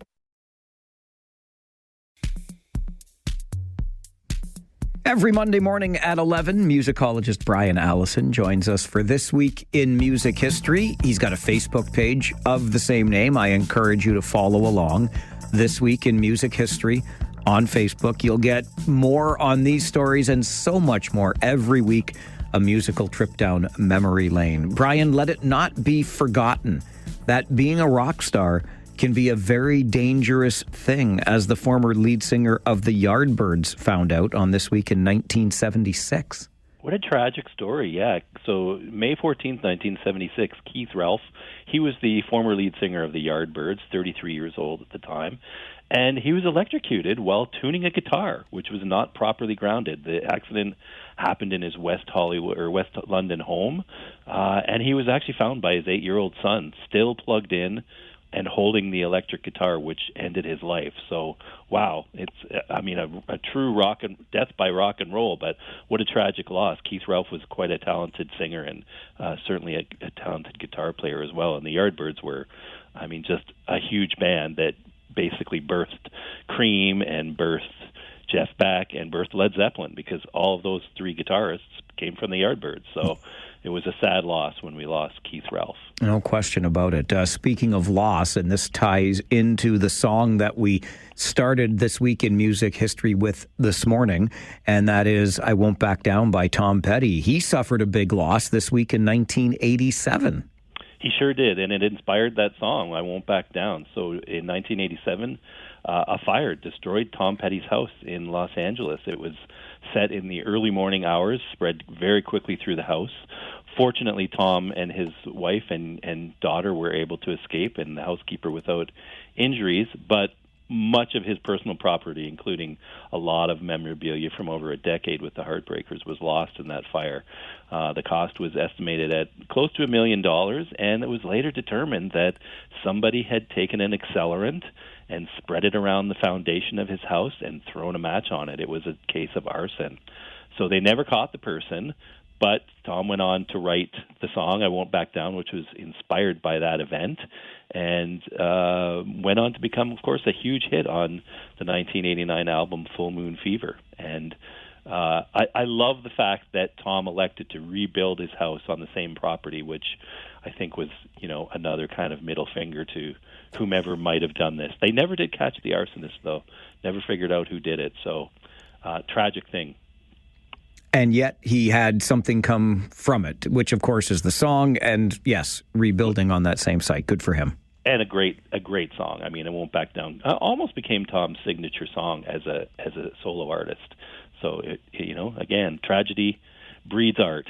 So as much as I say to this day, Brian, that my musical tastes are rooted firmly in and remain stuck in the 1970s, those are absolutely my favorites. I like my rock and roll from that decade particularly. But as a kid, your formative years as your, adolescent, preteen, turning into a teenager, I mentioned before with Ebony and Ivory, Stevie Wonder and Paul McCartney from 1982. And another song I remember well from 81 with Kim Carnes went to number one on This Week in Music History. It did, 1981. And if you ever want to Google an amazing year in music history, look up, hits of 1981. It was an astounding year. The number of artists who charted, the great songs that were written that we still hear today. But yeah, Kim Carnes sort of came out of nowhere. It was her first hit and hit number one with Betty Davis Eyes on May 16th, 1981. And it held the top spot for 9 weeks, earned 2 Grammy Awards for Song of the Year and Record of the Year, and was a huge hit. But again, probably somebody who is more remembered as a one-hit wonder, Kim Carnes. But there was a lot of them. If you look particularly again at 1981, there were some outstanding number ones. I went back and did a quick view, and there was Tommy Two-Tone, who hit with 8675309 Jenny. Who hasn't dialed that number at some point on their phone? Who hasn't given that number out as a fake number at some point? and asked for Jenny, yeah. Yeah, that's right. There was Joe Dulce, remember Shut Up at Your Face? Brian. Charted at number one. Do I remember it? So in a previous incarnation of this very radio station, when it was AM music on 570 Chime, I remember listening to that song as a kid. We still have a vinyl copy of it in our boardroom here at the radio station. Classic. And it was just kind of everywhere that year, too.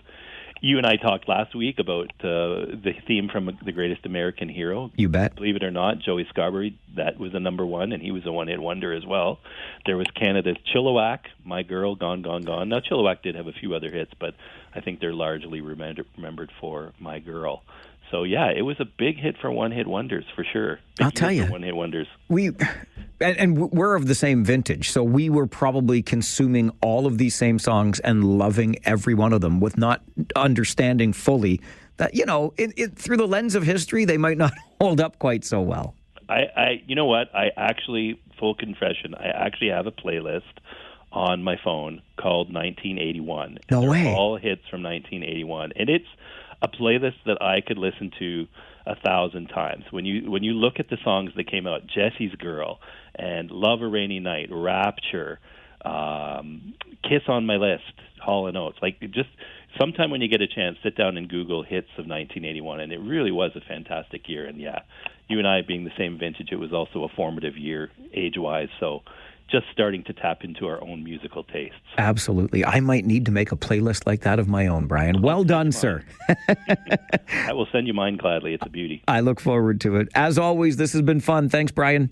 Okay, Mike, talk to you next week. Brian Allison, our musicologist, joins us every Monday at 11 for This Week in Music History. How about those one-hit wonders just from 1981? Follow along on the Facebook page, too. This Week in Music History, and we do it on the radio every Monday morning at 11 here on The Mike Farwell Show, 570 News Radio and Rogers TV. Just ahead of our update in the 570 News Center, you know that this is the most interactive radio show in the region, so let's live up to the reputation. Ian is on the phone with us. Good morning, Ian.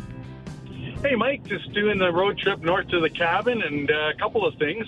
If you get a chance, some new music, a band called The Struts just released a single called Pretty Vicious, I think, and great road trip tune.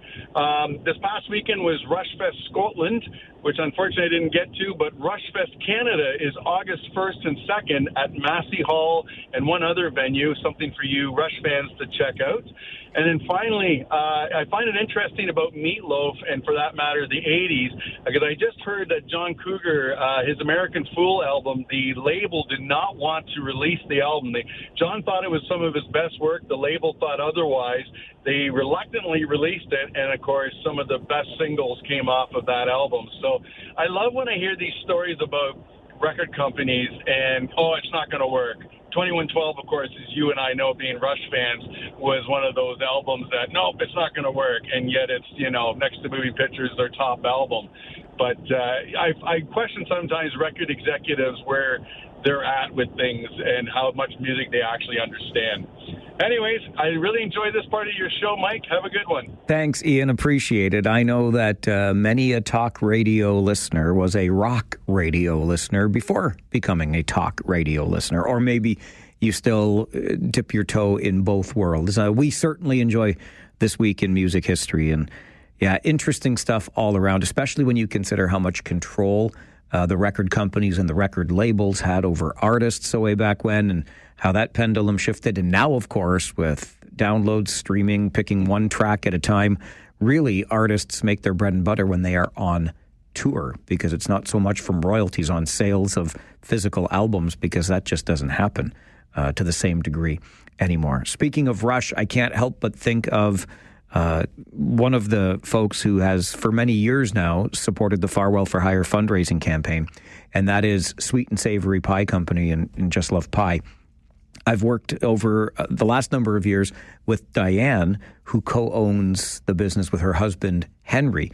And Henry is who I worked with this past weekend, and he's a huge Rush fan. So not only did I learn a whole lot about the art of making a great pie with Henry at the Sweet and Savory Pie Company, but we got to talk a little bit about our favorite rock and roll band, too. The man makes a mean pie. I promise you, please support local. Check out Sweet and Savory Pie Company, Just Love Pie. If you buy one of their butter tarts this month, you are supporting fundraising for cystic fibrosis research, so I'd love that, but you are not going to go wrong. The man knows music, and the man knows pies. This is the Mike Farwell Show, 570 News Radio and Rogers TV.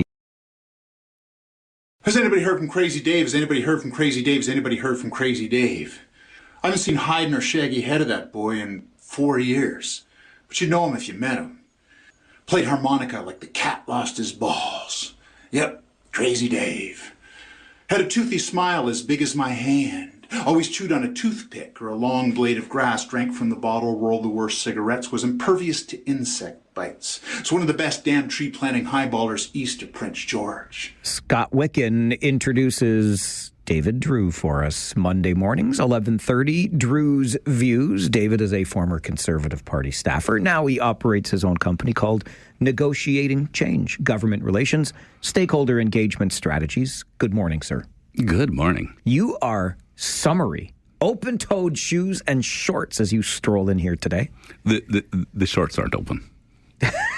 Thank you for clarifying that. That's true. I should have been much more specific in my language, especially with you in the studio. Pay increases for all newly elected MPs, you say? Well, for all MPs. Yeah, it's just kind of neat. It's very quiet. Not many people are talking about it. It's not something that these new MPs voted in themselves. But as of today, MPs get a raise. Senators get a raise. Cabinet ministers get raises. And I don't begrudge it that much. I don't think they're overpaid. I really don't. But I really wish they had more money for office budgets, because that is where a backbench MP can hold his own government accountable if they have the money and the resources to chase independent thought. And they don't. So it's funny you bring this up. And I admit it's a bit of a tangent, but bear with me, because I remember a time in my life working in this business talking about how we don't offer enough pay to attract the very best talent into politics.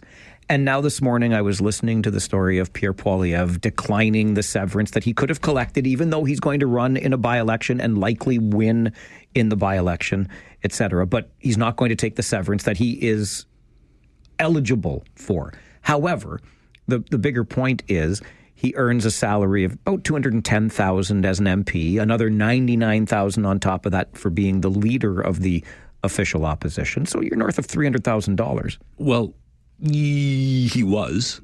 He's not going to be leader of the official opposition until he wins a seat again. Right. And he has lost his government-subsidized housing. So, spare a tear for Pierre Poilievre. I got you. But all of this is to say, there was a time where I thought, you know what, maybe we're not paying enough to attract the best. But I'm sorry, today, $200,000+ sounds like a pretty okay living, to say the least.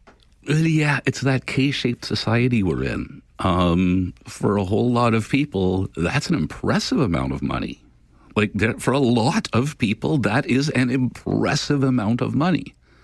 But if you are looking for someone to leave a senior level business position, a law firm, an accounting practice, stock options in a company that is scaling up, it's not a lot of money. And it's a question of, well, yeah, I don't want people entering politics to get rich, but I want rich people to be able to afford to get into politics too. I don't want, so how do you strike that balance? And we're always going to get it wrong. There is no balance that is going to be right, because frankly, if we are all doing well, we'll be generous with them more than we are during a recession. I don't begrudge them the pay. What really kind of just cheeses me off about it is that I'm hearing about it from the people who complain about it the most, the Canadian Taxpayers Federation. And I just sort of wish our government would get ahead of this a little bit more and own it, because you can be a lazy MP and get away with it in some ridings. But around here, I have never seen a lazy MP in my 10, 12 years of observing. Some are more active than others, but none of them are lazy. They are all working hours in Ottawa, like crazy 10-hour days every day, coming on home and then putting in a full weekend of events. You can't do that. Pardon me, if you don't do that, you don't get reelected. These people are earning their money, and in the summers that they have off, so to speak, that's a break for their staff in Ottawa to catch up on all the piles that have been going. But it's not a break for them. That's all of a sudden the barbecue circuit, and especially Tim Lewis I will speak to, because I know that riding. When you come up for Canada Day, For Harold, it was a military operation where it was like, how is he getting to every Canada Day ceremony going on in Linwood, in Hawksville, in New Hamburg, and in Baden? There was probably 12 or 13 events we had to get him through the stage of a day. That's work, it's fun, kind of, but it's not as much fun as when you're always looking at your watch and wondering if you have to be getting in the car next. And you have one person who's just making sure that the car can get out of the parking lot on time. It's all these stupid little things. These people earn their money. And I just wish somebody would step up and start saying, this is what the job actually is. Because I remember Harold used to always say, if somebody had told me what this job was, I never would have run for office. I'm so glad no one told me what it was. Excellent perspective, David, as always when it comes to that. Okay, tomorrow, Prime Minister Mark Carney will unveil his cabinet. How excited are you? Jean Chrétien used to always say, if you want a better cabinet, or if you want me to make a better cabinet, give me better wood. And there's a point to that. I really expect that the newly elected MP from Calgary, Corey Hogan, is going to be in cabinet. He's the only Liberal in Alberta. He used to be the head of public affairs for the Alberta government, like the civil service side, not the partisan side, but the head communications bureaucrat for the Alberta government. He's played at senior levels. He's going to get some sort of a voice, and I hope they listen to him, because he is somebody who understands oil grievances, but is no fan of the way the right wing in Alberta has been expressing their concern about these oil grievances or prioritizing them. So they came close. The Liberals came close in a lot of ridings in Alberta based on Mark Carney's promises. If they can get some action towards getting energy out the door for Alberta, it doesn't have to be a pipeline built in the next 2 years, but if there are signs that Alberta is no longer being excluded and humiliated, they can go a long way to being a truly national party again. God bless them. But around here, you got to wonder, if the Liberals had had a local cabinet minister, would they have lost 2 seats? If they had had a better pipeline of information at the cabinet table from this area, would they have had not seen the losses coming to them in the south of the region? Oh, I think so. Bardish for cabinet. She has been in cabinet before. She has been in cabinet. She has served as House Leader as well. And she's a competitive person for this, for her riding. If we can get her being competitive in cabinet for this whole region, that would be great. I am a small C conservative. Generally, I prefer a small C conservative government. But what I really, really like is to have every Liberal within 5 miles of here be in cabinet. Well, because that's good for the community. Exactly. Absolutely. But the fact that we haven't had a cabinet minister since Bardish left cabinet I don't know that it's hurt us, but it sort of feels like it does. We don't have a seat at the table, and a community with our economic momentum and leadership. I'm not saying we should have the Minister of Finance based from around here, but we should have a seat at the table. And it made a big deal when Gary Goodyear was the Minister of State for Southwestern Ontario and ran FedDev Southwestern Ontario. It was not a giant cabinet position, but it was huge for this area. And the fact that the guy from Cambridge, from Waterloo region, had that portfolio was so good for us. All right, you are getting loser vibes from Pierre Poilievre. Why? He's going to handily win his by-election seat. So what loser vibes are coming off for you? Well, that's just it. He picked pretty much the safest possible riding. It doesn't seem like he's committing in any way to address the issues in Ontario by picking that riding. And is he planning on running in Ontario again? Nobody really seems to be saying anything about that. But that was the first part of it, and I'd be willing to totally look past that. But then it was Andrew Scheer as acting leader. And why would you go with him? He's no Ron Ambrose. You're going with somebody who will not and have any danger of upstaging you or setting a better example. And so he's been leader before and nobody wants him back. It's that guy. He doesn't speak French that well even. Why would you put this person in this temporary place who doesn't even speak French? So he won't upstage you. Bingo. Yeah. But that's just, why? Why are you worried about being upstaged? Loser. No, but that's just it.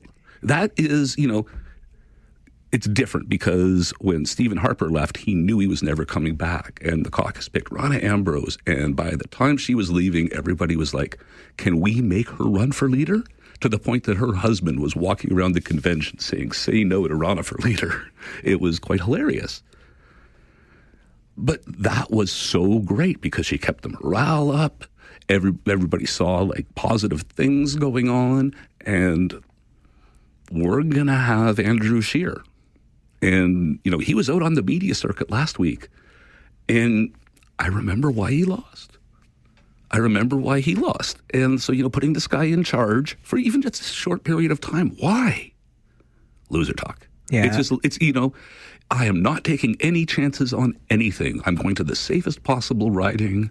I am putting somebody in charge who knows the job and will not do that well at it.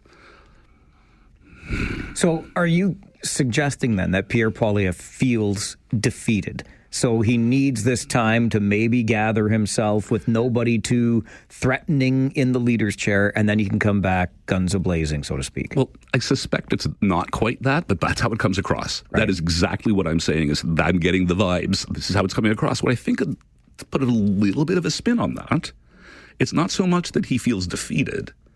It's that he needs some time to get his feet solid.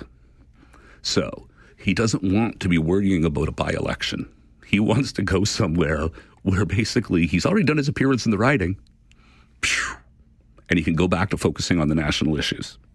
He doesn't want to worry about something exploding in the House of Commons. And, Andrew Scheer knows the job very, very well. If he follows his marching orders, he's never going to be a star. But he's not going to rag the puck he's not going to be throwing the puck into the stands. He's stolid. Stolid.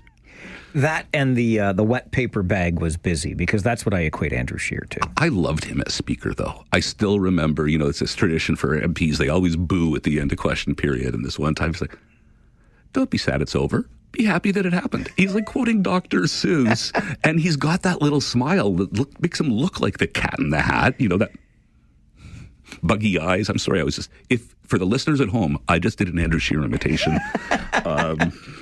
I'm sure the Rogers TV cameras picked it up, along with, I do think I was going to check that out, one of your comped cans from our friends at Nickelbrook Brewing, who just stopped by and said, here, enjoy one. It's quite fine. You deserve every bit of it. David Drewe, thank you as always. Thank you, especially today. David is the owner of Negotiating Change, Government Relations, Stakeholder Engagement Strategies. Joins us every Monday, 11:30 for Drew's Views on the Mike Farwell Show, 570 News Radio and Rogers TV. Time for the Local Business Spotlight on 570 News Radio. And joined this morning by Faisal Susiwala, broker of record, Remax Twin City. Faisal Susiwala Realty. Faisal, good morning. Good morning, Mike. How are you? I'm doing very well, thank you. How are you? Wonderful, thanks. Glad to hear that. Let's talk about our market as we get into the spring here, Faisal. What are we seeing in real estate in the region right now? Well, each day we're sort of waking up to new realities, and we're not sure what we're going to hear from our neighbors down south. Today, we're seeing a lot of green on the stock market and a lot of positivity coming up in the news, lots of positive announcement regarding housing coming in from the Liberal government. So, there's a lot of optimism today. Tomorrow, depending on what we hear, it could be a totally different story. So the market is kind of reactive right now, and we're seeing people still somewhat on the sidelines, but those who can sort of stomach this roller coaster ride are starting to enter the market. March, we saw a little bit of an uptick. April, we definitely saw a lot more activity in the market, and May has started off very strong. We are seeing people who are just, fatigued from waiting and saying, well, what are we waiting for? I believe it's going to be pretty flat for the next 12 to 18 months, but it's still a good time and good opportunities exist right now to get into the market. When I get the chance to talk to somebody with your kind of experience, Faisal, I like to get into some of the more granular aspects of the market. For example, if we're going to be putting our house on the market, what sorts of things should we be aware of, maybe try to avoid when it comes to a showing so that we don't turn buyers off during that showing? Well, one of the things I always say to people, anything inside the house with 2 legs or 4 legs should leave. So all the people should leave the house and take your pets with you. Don't leave them behind because, no one wants to be followed by the Chihuahua with trust issues, right? So that's very important. But then just the cleanliness of a home. If those who are smoking indoors, that's a big turnoff for people. Loud music. Make sure you air out the stinky teenager's room. That type of thing. Just like dirty dishes, drying up. Dry bars and full trash cans and nose prints and kitty litter in plain view. So just all those things that would be off-putting, like clean those things up and declutter. That's the big thing. Beyond staging a home, the visual aspects, just declutter it. Get rid of all that stuff. You're going to be moving anyways, so take it out ahead of time. Excellent advice. You alluded during the update on the market to the United States and the impact that it's having on obviously all of North America. And it leads me to wonder, and I've heard some people asking about this too, when it comes to our housing market here in Canada, Faisal, is there any danger of it crashing in 2025? I don't think it's unlikely. Despite high rates, economic noise, experts agree that the crash is not coming. And the reason is there's still a shortage of 3.5 million homes. And that supply gap keeps prices from falling. Even if the demand cools, prices will not fall to those levels. We may not see skyrocketing, but we still see 1% to 5% growth, depending on the region. Like markets like Calgary, Halifax, they're still resilient. Interest rate cuts are expected. More so by mid-year. June 6th, we've got another rate announcement coming. So, you would have to have massive job losses. And with this tariff talk easing, I think the job losses, there may be some layoffs, but I don't think we'll see full job losses. Again, not an economist, but I don't see that happening. And the Liberal government is still early, but they've made promises to streamline housing approvals, boost construction, address immigration balance. This is all sort of market positive. Tariffs, that is, again, going to create more demand and spur more domestic building. So that could be, in the long run, good for us if we keep things within the house type thing. So bottom line, I don't think there's a collapse coming. The market is stabilizing, but I don't see it crashing whatsoever. Always good to get your perspective, Faisal. Thanks very much for joining the show. Great talking to you. Have a great day. You too. Bye-bye. Bye. Faisal Susiwala is a broker of record with RE/MAX, Faisal Susiwala Realty.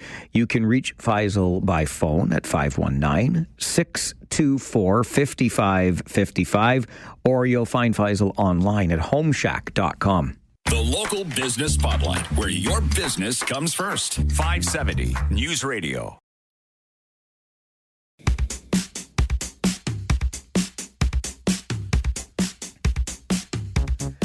It is that time of day, on that day of the week, where we open the phone lines for your Talkback Hour. And this being Monday, it is a rant or rave edition of the Talkback Hour. So you can rant because something has you upset. You can rave because you're feeling good about whatever it is you're feeling good about. You do either of those things with a phone call to us during the Rant or Rave Hour, which is coming up. Some things on my mind. We started the show by talking about the renovations that are underway as we speak at the Kitchener Memorial Auditorium. Most of the work will be done around the players' facilities and the office staff taken care of by the Kitchener Rangers Hockey Club. But there is an ask of the city, why not, while this work is going on, piggyback on the work and invest $2 million in an expanded restaurant event space, which makes some sense to me. But I get when we're talking about spending taxpayer dollars, we think, well, is that the highest priority? Does that match our priorities in the community? So can certainly get your thoughts on that. And just in the conversation we had earlier this half hour with David Drewe on Drew's Views, are we paying our MPs, our federal elected members of parliament, enough, in and around $200,000 a year? Maybe you think that's too much. We can talk about that too. Rant or Rave coming up on the Mike Farwell Show, 570 News Radio and Rogers. Take out the papers and the trash, or you don't get no spending cash. If you don't scrub that kitchen floor, you ain't gonna rock and roll no more. Yakety yak. Don't talk back. Just finish cleaning up your room. Let's see that dust fly with that broom. Get all that garbage outside, or you don't go out Friday night. Don't talk back. On Mondays, your Talkback Hour is the Rant or Rave edition. If you've got a rant, get it off your chest and onto the air. If you've got a rave, hey, spread the good news and share it with the class, okay? 519-570-2545. Star 570 and 1-800-570-5715. That is the way you participate in Rant or Rave. A real quick rave from me. I have to thank my friend Orest, who is a sales rep with Nickelbrook Brewing. He heard about Farwell for Hire while he was out doing his work this morning, said, you're doing all the Farwell for hiring. Somebody should give you some beer for hire. And he brought in some samples. And so I've got myself, about 16 beers to enjoy. Not all at once and not while I'm on the air. But thank you to Orest and the fine folks at Nickelbrook for thinking of me. It is Thursday work, doing some fundraising for cystic fibrosis research. And I do enjoy the occasional wobbly pop. So those will certainly be enjoyed, Orest. I thank you very much for that. Let's get right to the phones now on Rant or Rave. And I feel like I'm stepping in a way back time machine here. Conservative Charlie on the line with us. Good afternoon. You're not stepping in a time warp. I got the direct line of your phone here. But, now that all the elections are over, I think it's really time to deal with much more serious issues on the radio, Mike. Okay. And I was saying last Saturday at a community garage sale in Heidelberg, there was true hypocrisy. It was evident and in plain view. Mike, I'm talking about the old order Mennonite in their horse and buggies shopping to find deals. While stopping, the horses feel free to fertilize a pavement by dropping mountains of massive brown turds all over the road. And it just stays there with traffic drying through it and spreading it all over. Now, Mike, I tell you, if your dog drops a little pellet somewhere, you're required by law to pick it up and dispose of it properly. So, Mike, maybe someone out there, and I'm just wondering why these massive turds are not required to be disposed of properly. Maybe somebody can answer that for me. Charlie, we need like in the parades where there's somebody running behind with a shovel and a bucket.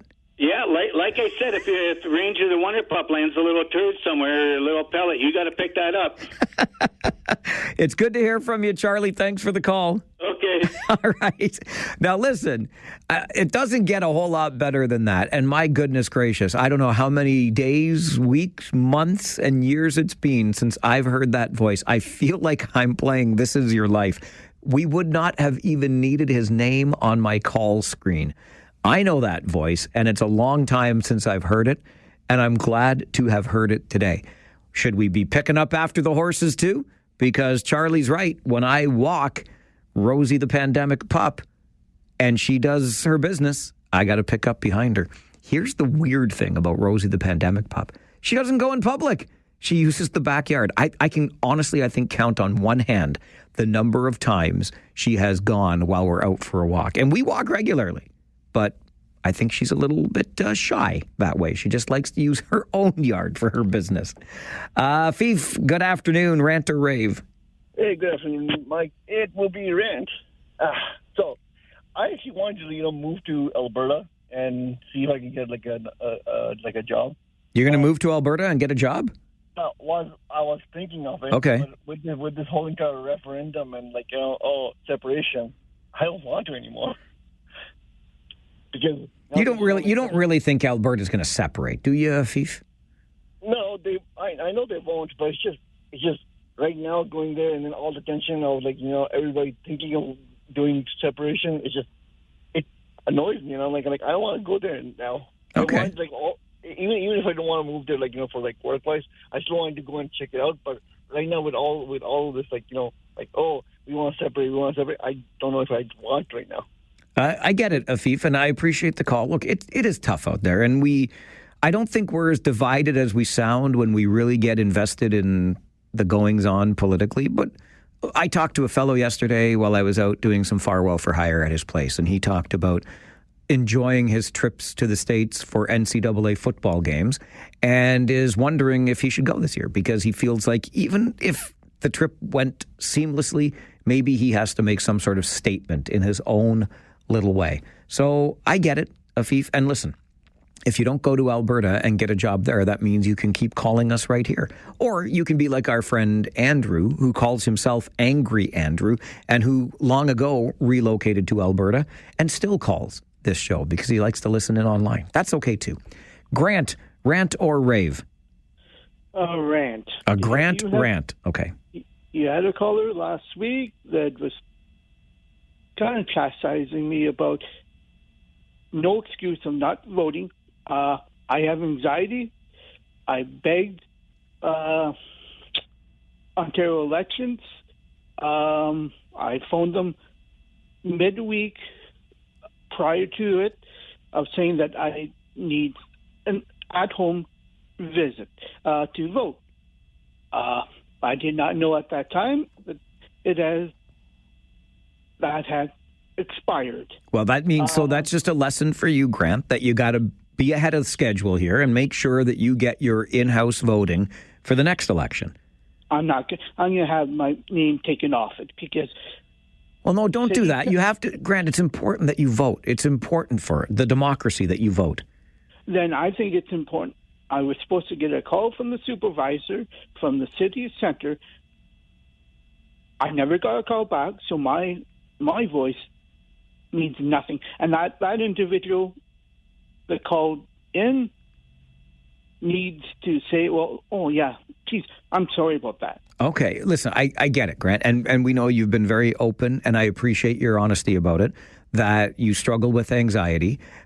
But when you said that you just didn't vote in the last election, that frustrates people who listen to the show and who are engaged in voting. We want everybody to exercise that franchise, as we say. Get out there, flex those democratic muscles, cast your ballot. So hopefully this time around was a lesson, and next time when there is an election being called, you get on the phone right away and arrange to have somebody come to you so that you can cast that ballot. It can be done. And we just want to make sure you do have your voice heard. It's Rant or Rave on the Talkback Hour. The Mike Farwell Show continues, 570 News Radio and Rogers TV. On Mondays, the Talkback Hour is reserved for your rants and or your raves. We want to hear from you, and right back to the phones we go. Daryl, you're up next. Rant or rave. Good afternoon. Good afternoon, Mike. How are you today? It's a rant and a rave, actually. Okay. Two parts to this. Leafs thing. Where is your Captain Matthews in existence in this playoffs? I don't know. I think there's a couple players in the OHL final that could be doing a lot more than him. Easy now, Daryl. Easy now, big fella. No. Come on now.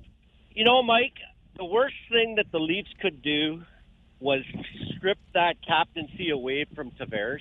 He's a Canadian boy. Give it to an American guy that doesn't want to be in Canada playing hockey. I don't know that that's true. Oh, I don't know. It's just the way he looks like he's playing. There's something going on. I don't know. All right. My observation is this. Yes, Austin Matthews, we expect to score goals and lots of them. I totally understand that. But from what I saw, and I got to see pretty much the entire game last night. This guy's playing a full 200-foot game. The goals aren't there, but he is working his tail off from what I can see. Okay, fair enough. The other second part of my rant. Yes, sir. Have you heard anything from Mr. Trump on the Pope deal? I can't believe. Sorry, go ahead. No, I was just going to say, other than that, he's quite pleased. He was surprised, but very pleased that he's an American. Right, exactly. I'm surprised that he is not saying now that even the Catholic Church wants America to run it. I was thinking the same thing, my friend. I was thinking the same thing. Right? It's all because the world loves me. That's right. Anyway, have a great afternoon, man. Thanks, Daryl. You too. Good to hear from you today. And it sounds like work is calling in the background. Daryl's out on the farm. That cattle they're not going to milk themselves. Actually, they kind of do these days with all the automation, don't they? Kyle, over to you on Rant or Rave. Good afternoon. Get Max Domi out of there. What dirtiest player in the league? Settle down. Don't you start this with me. Don't stop it. Stop it. That was a cheap shot on Barkov at the end of the game for sure. But here we go. Typical Toronto fan. Blame the other team again. No, wait a minute. Did you hang on? Stop it. Stop it for 1 second. Did you hear what I said? I said that was a cheap shot on Barkov at the end of the game. All right. Well, at least you agree. Okay, but you can't call Max Domi the dirtiest player in the league when he's playing against Sam Bennett. Without question, Sam Bennett is the dirtiest player to ever play the game, period. Full stop. Get them both out of the league. Get them suspended, both of them. Shut up. Shut up. That's all I want to rant about. I love it, Mike. Thanks a lot, my friend. All right, Kyle. I'll call it when I see it. Yeah, Max Domi at the end of the game on the captain of the Florida Panthers. That was cheap. A little bit dirty. But don't tell me that Max Domi's the dirtiest player in the league when Sam Bennett plays for the other team. That guy is as dirty gets. That guy is as dirty as those droppings that conservative Charlie was talking about earlier that he saw coming from the horses at the old garage sale in Wilmot Township on the weekend, okay? Dirty, dirty Sam Bennett, period. Dave, good afternoon. Good afternoon, Mike. I just want to spend a quick minute and talking about the right to vote and exercising your right to vote. I can't speak of the federal because I had no problem getting there, but on the provincial one, I felt awkward in trying to get to vote. So I called up a political party, and it was not the governing party. That I'll give you. And I believe the party I voted for is like all the other political parties. If you advise them your circumstances and want to exercise your right to vote, every one of those parties will make an effort to come and pick you up and exercise your right to vote. So I just thought I'd pass that on and say I had absolutely no problem exercising my right to vote, and I'm glad I did. Thank you, Dave. I appreciate that, and I'm glad the parties are still doing that because it's one of the things that they have long been good at. GOTV, we call it, getting out the vote, right? And if they have identified you as a supporter, they will make it as easy as possible to get you to the polling station. It reminds me of something I read this weekend from Andrew Coyne. I admit, bit of a man crush going on there. I really like his work and his perspective on things. But Andrew wrote about the cracks in our democracy that are there for all to see. And if we start adding them up, they become almost a gulf in our democracy and the way it operates these days. And one of the things that Andrew pointed out is something that I've been pushing on for quite some time. The system is designed so that there are local riding associations in all 343 ridings across this country to choose a candidate to run for that party in an election. And we've gotten away even from that. And that, to me, is one of the truest parts of our democracy, one of the essences of our democracy, the local riding association, finding that candidate, running a nomination process, choosing that candidate to run for the party. And so many times now we skip over that step, right? We parachute somebody in, we just plunk somebody there. We don't think they have a chance of whatever the case may be. If we're not even doing that right, heaven forbid what we're doing in other parts of our quote-unquote democracy, which in the words of Andrew Coyne this weekend, I paraphrase, but is crumbling before our very eyes. At least to what Dave just said, parts of it are still working, getting people out to the polls. This is Rant or Rave on the Mike Farwell Show. We continue on 570 News Radio and Rogers TV. Busy day on Rant or Rave. Let's get right back to the phones. George, good afternoon. Yeah, good afternoon, Mike. I wanted to ask you, if I was to win the big prize, the Kitchener Rangers, spend a day with them and spend a day with you and Paul in the booth, can I pick the game, or is there a set game set already? I'm pretty sure, George. I'm pretty sure we're going to let you pick the game on that. Oh, that would be sweet. I'm hoping to win it. I hope you do too. Thank you for playing. Thanks, George. Good to hear from you today. I'll get to more of that in a moment, but I want to hear from Mayor Jake on Talkback. Mayor Jake, good afternoon, Your Worship. Mike, how are you now? I'm good, and you? Not so bad. I got a rant for you that I think you'll enjoy. Okay. These speed cameras. So I saw the new list, and I think it's getting a little silly now. Like, put them on Fisher Holman on a 2-lane road in front of a high school.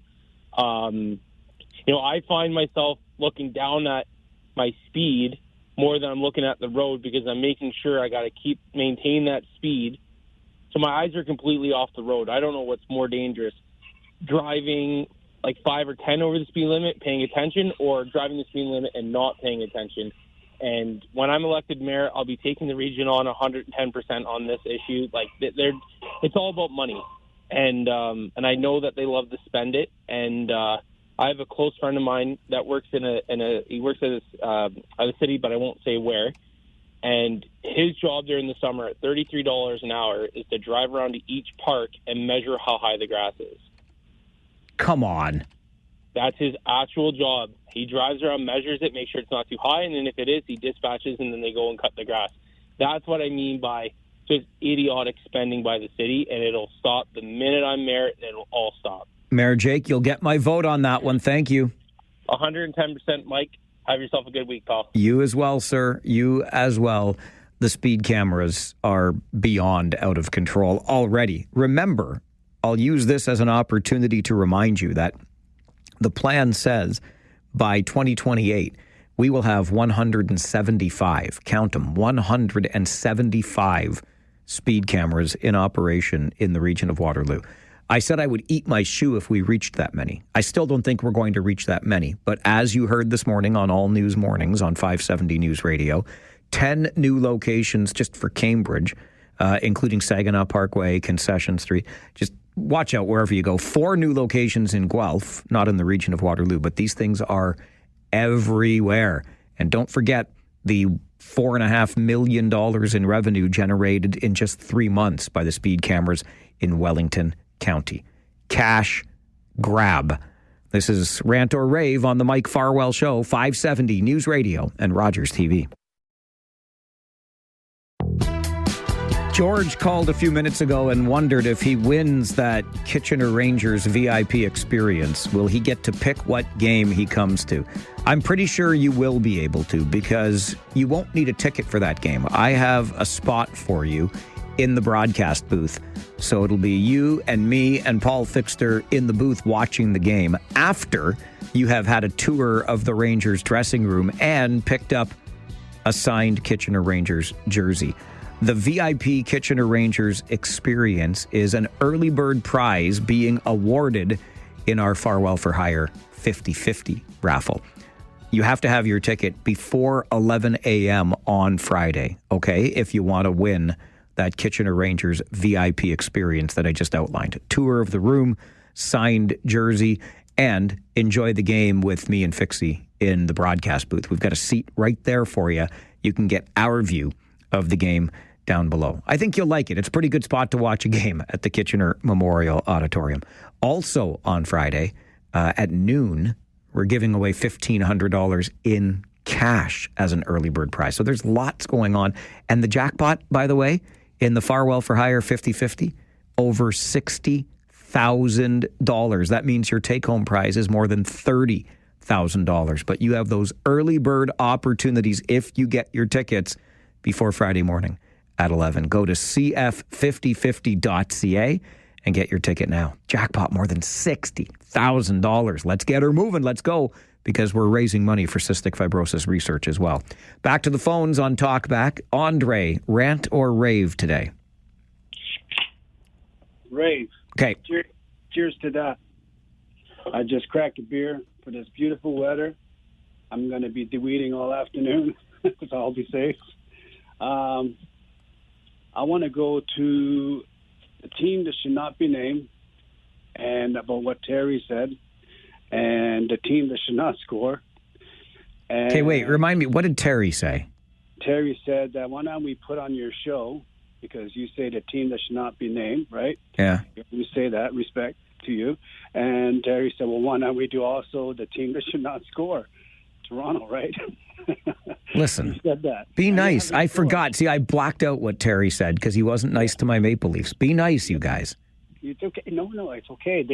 I'm defending Matthew because the reason he hasn't been showing as a star is because Maurice has been doing an excellent job on watching him. Come on now, Well, what about Ottawa? He didn't score against Ottawa either. Maybe he scored one. Anyway. They're watching him. Okay. They know how many goals they can do, but I don't know, Mike. But anyway, I got a question for you. Yes. The team that should not be named, because you have so many fans around you, I think more than Toronto, would you wear a jersey for your CF? And I would donate $100 into... Not a chance. Not for $100. Sorry, Andre. I love you like a brother. Not a chance I would do it for $100. 110? Nope. Mikey. No, Andre, you go talk to your friends. You get that. Listen, I'll remind you of what happened on this show on Friday, okay? Julie Reed, the daughter of the late Donna Reed, former councillor in the city of Cambridge, asked me to read an on-air apology about disparaging comments I have made in the past about figure skating. I was not allowed to make any equivocation. I had to read it exactly as it was written for me. And if I did that, I would get $500 for cystic fibrosis research and Farwell for hire. Julie made her donation. I read the apology exactly as she wrote it. And Andre, you think for $110 I'm putting on the jersey of a team that shall not be named? Not a snowball's chance in Hades. No way. No, sir. No how. Start the bidding at $500. Go from there. Because the figure skating apology was a lot easier than putting on that ugly toilet seat infested, because that's what the logo looks like, hockey sweater. Forget it. Get your friends together. You need way more than $110 to get me to do that, pal. Bob, you're on Talkback. Rant or rave? Hi, Mike. Hi, Bob. I heard you say Conservative Charlie was on the air before? Conservative Charlie called at the beginning of Talkback today. Oh, geez, I'm sorry I missed him. He used to make me chuckle. He made me chuckle so much today, talking about road apples. I loved it. Okay, now, I think what's going to happen within 2 years' time, Mike, unfortunately I'm going to say this because I think it could be bad. Bob, you got to turn your radio down in the background, Bob. What are you doing? I can hear myself echoing behind you. Oh, sorry, I forgot. You should know this by now. You've called this radio station for 20 years. Phone call. Bob, turn down the radio. What are you doing? You're killing me here, Bob. Where did Bob go? All right, Bob, I can't. I'm so. This is the best part. Bob was about to play Nostradamus. In 2 years, is the world going to end? Is hell going to freeze over? Are we going to cure cystic fibrosis? Now we don't know, because Bob got all discombobulated there. Bob knows this. I don't know where he went. I don't know how far away his radio was. It couldn't have been that far away, because I could hear it in the background. I know Bob knows this. I know you know this, but I'll just remind you, when you call, please turn down your radio in the background, because otherwise you hear things on a delay and it's just going to be really confusing for everybody. And we want to make this a less confusing show. Maybe that means I should take fewer phone calls from Bob. I don't know, but I'm sure he'll find his way back to us once he figures out how to turn down the radio. It is your Talkback Hour. On Mondays, that means rant or rave on the Mike Farwell Show on 570 News Radio and Rogers TV.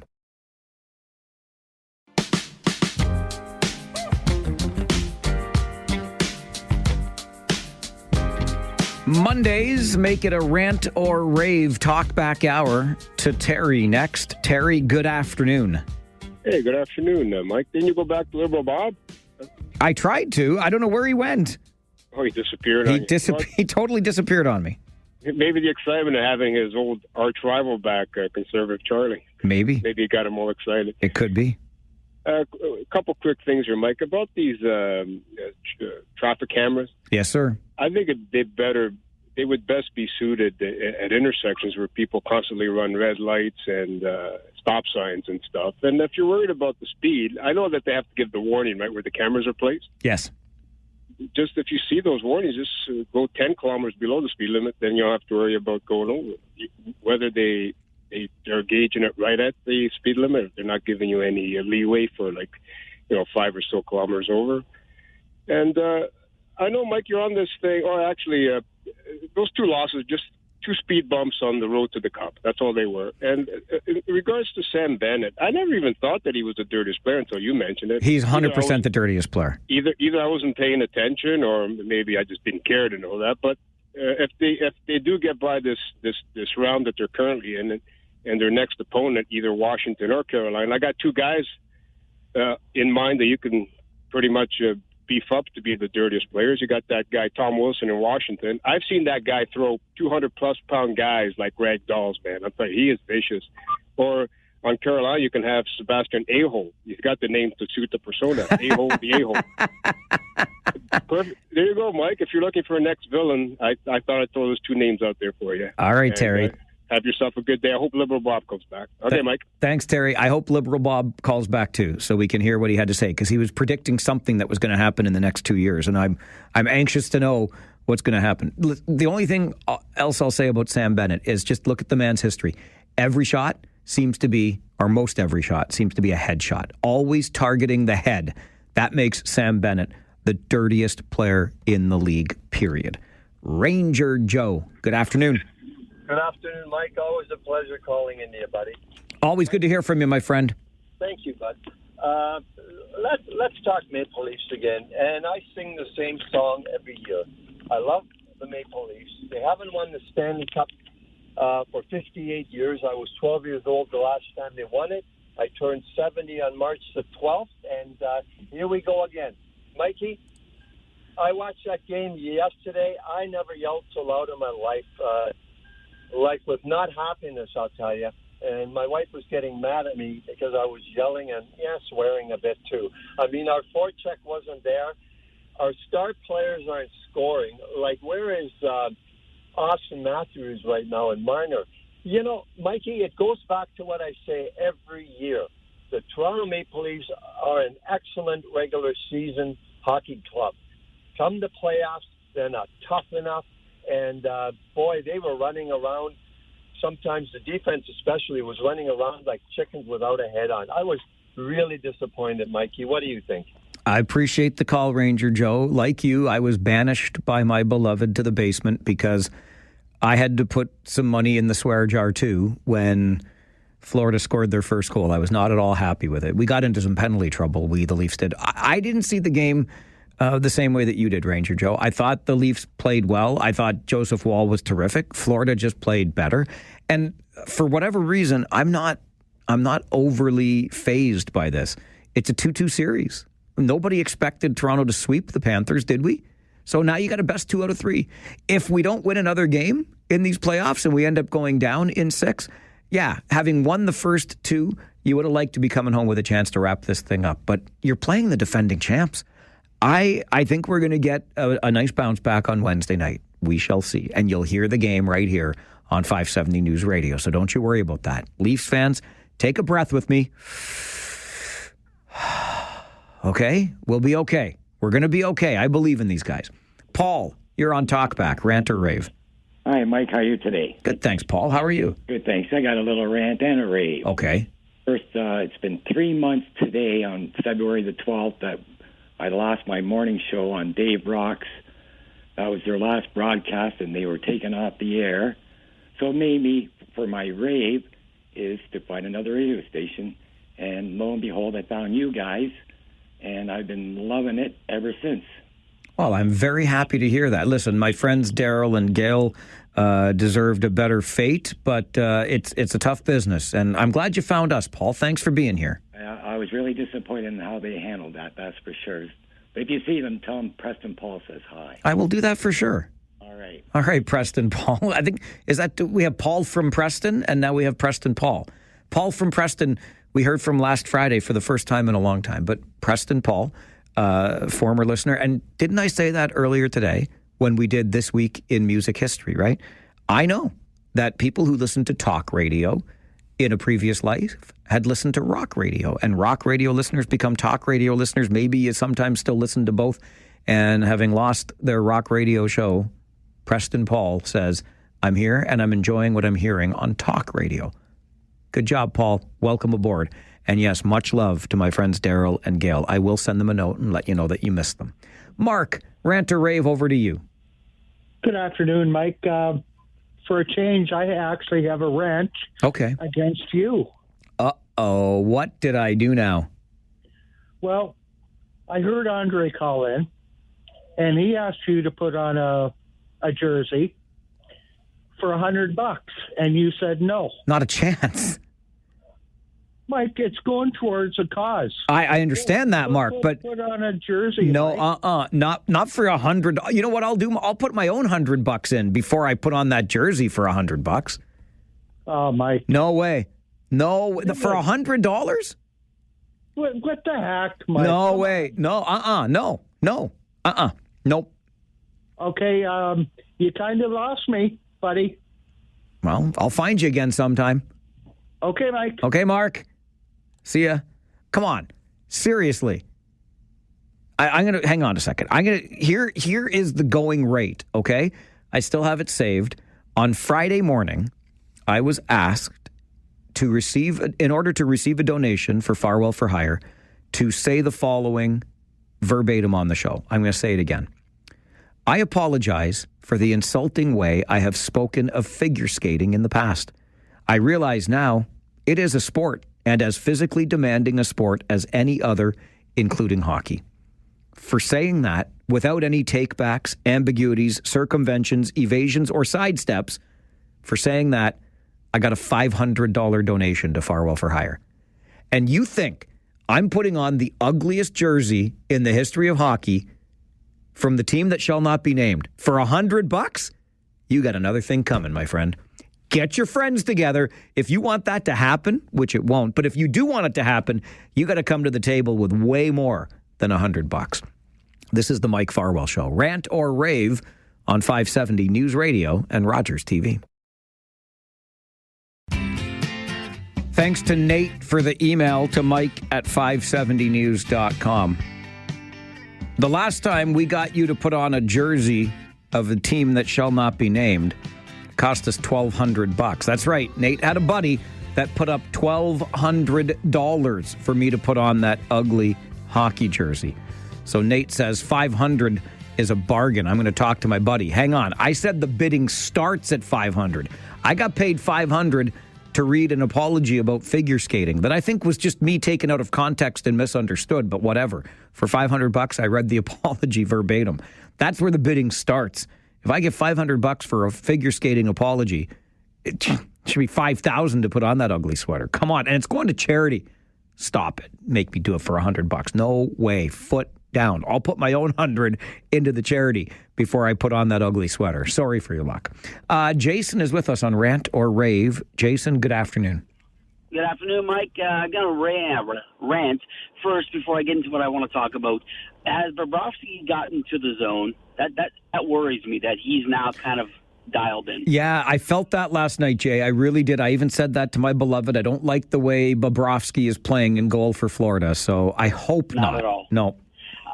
So what I wanted to call about was you talked about the agencies overspending by, was it $8-9 million, if not more. I will tell you, for somebody who works in long-term care, I feel horrible for the RPNs and the RNs when they have agency staff come in that make almost double of what they make. doing the same job. It's appalling. These agencies should be put out of business because it's costing you and I much more in our taxes, or it's not going to where it should be going if it isn't costing us more. And so, the government needs to crack down like the province of Quebec did and basically eradicate these agencies because they're gobbling up millions and millions of money that should be going to the frontline staff who deal with residents every day. And so, and hopefully we can actually see increases for everybody across the board, not just 2%.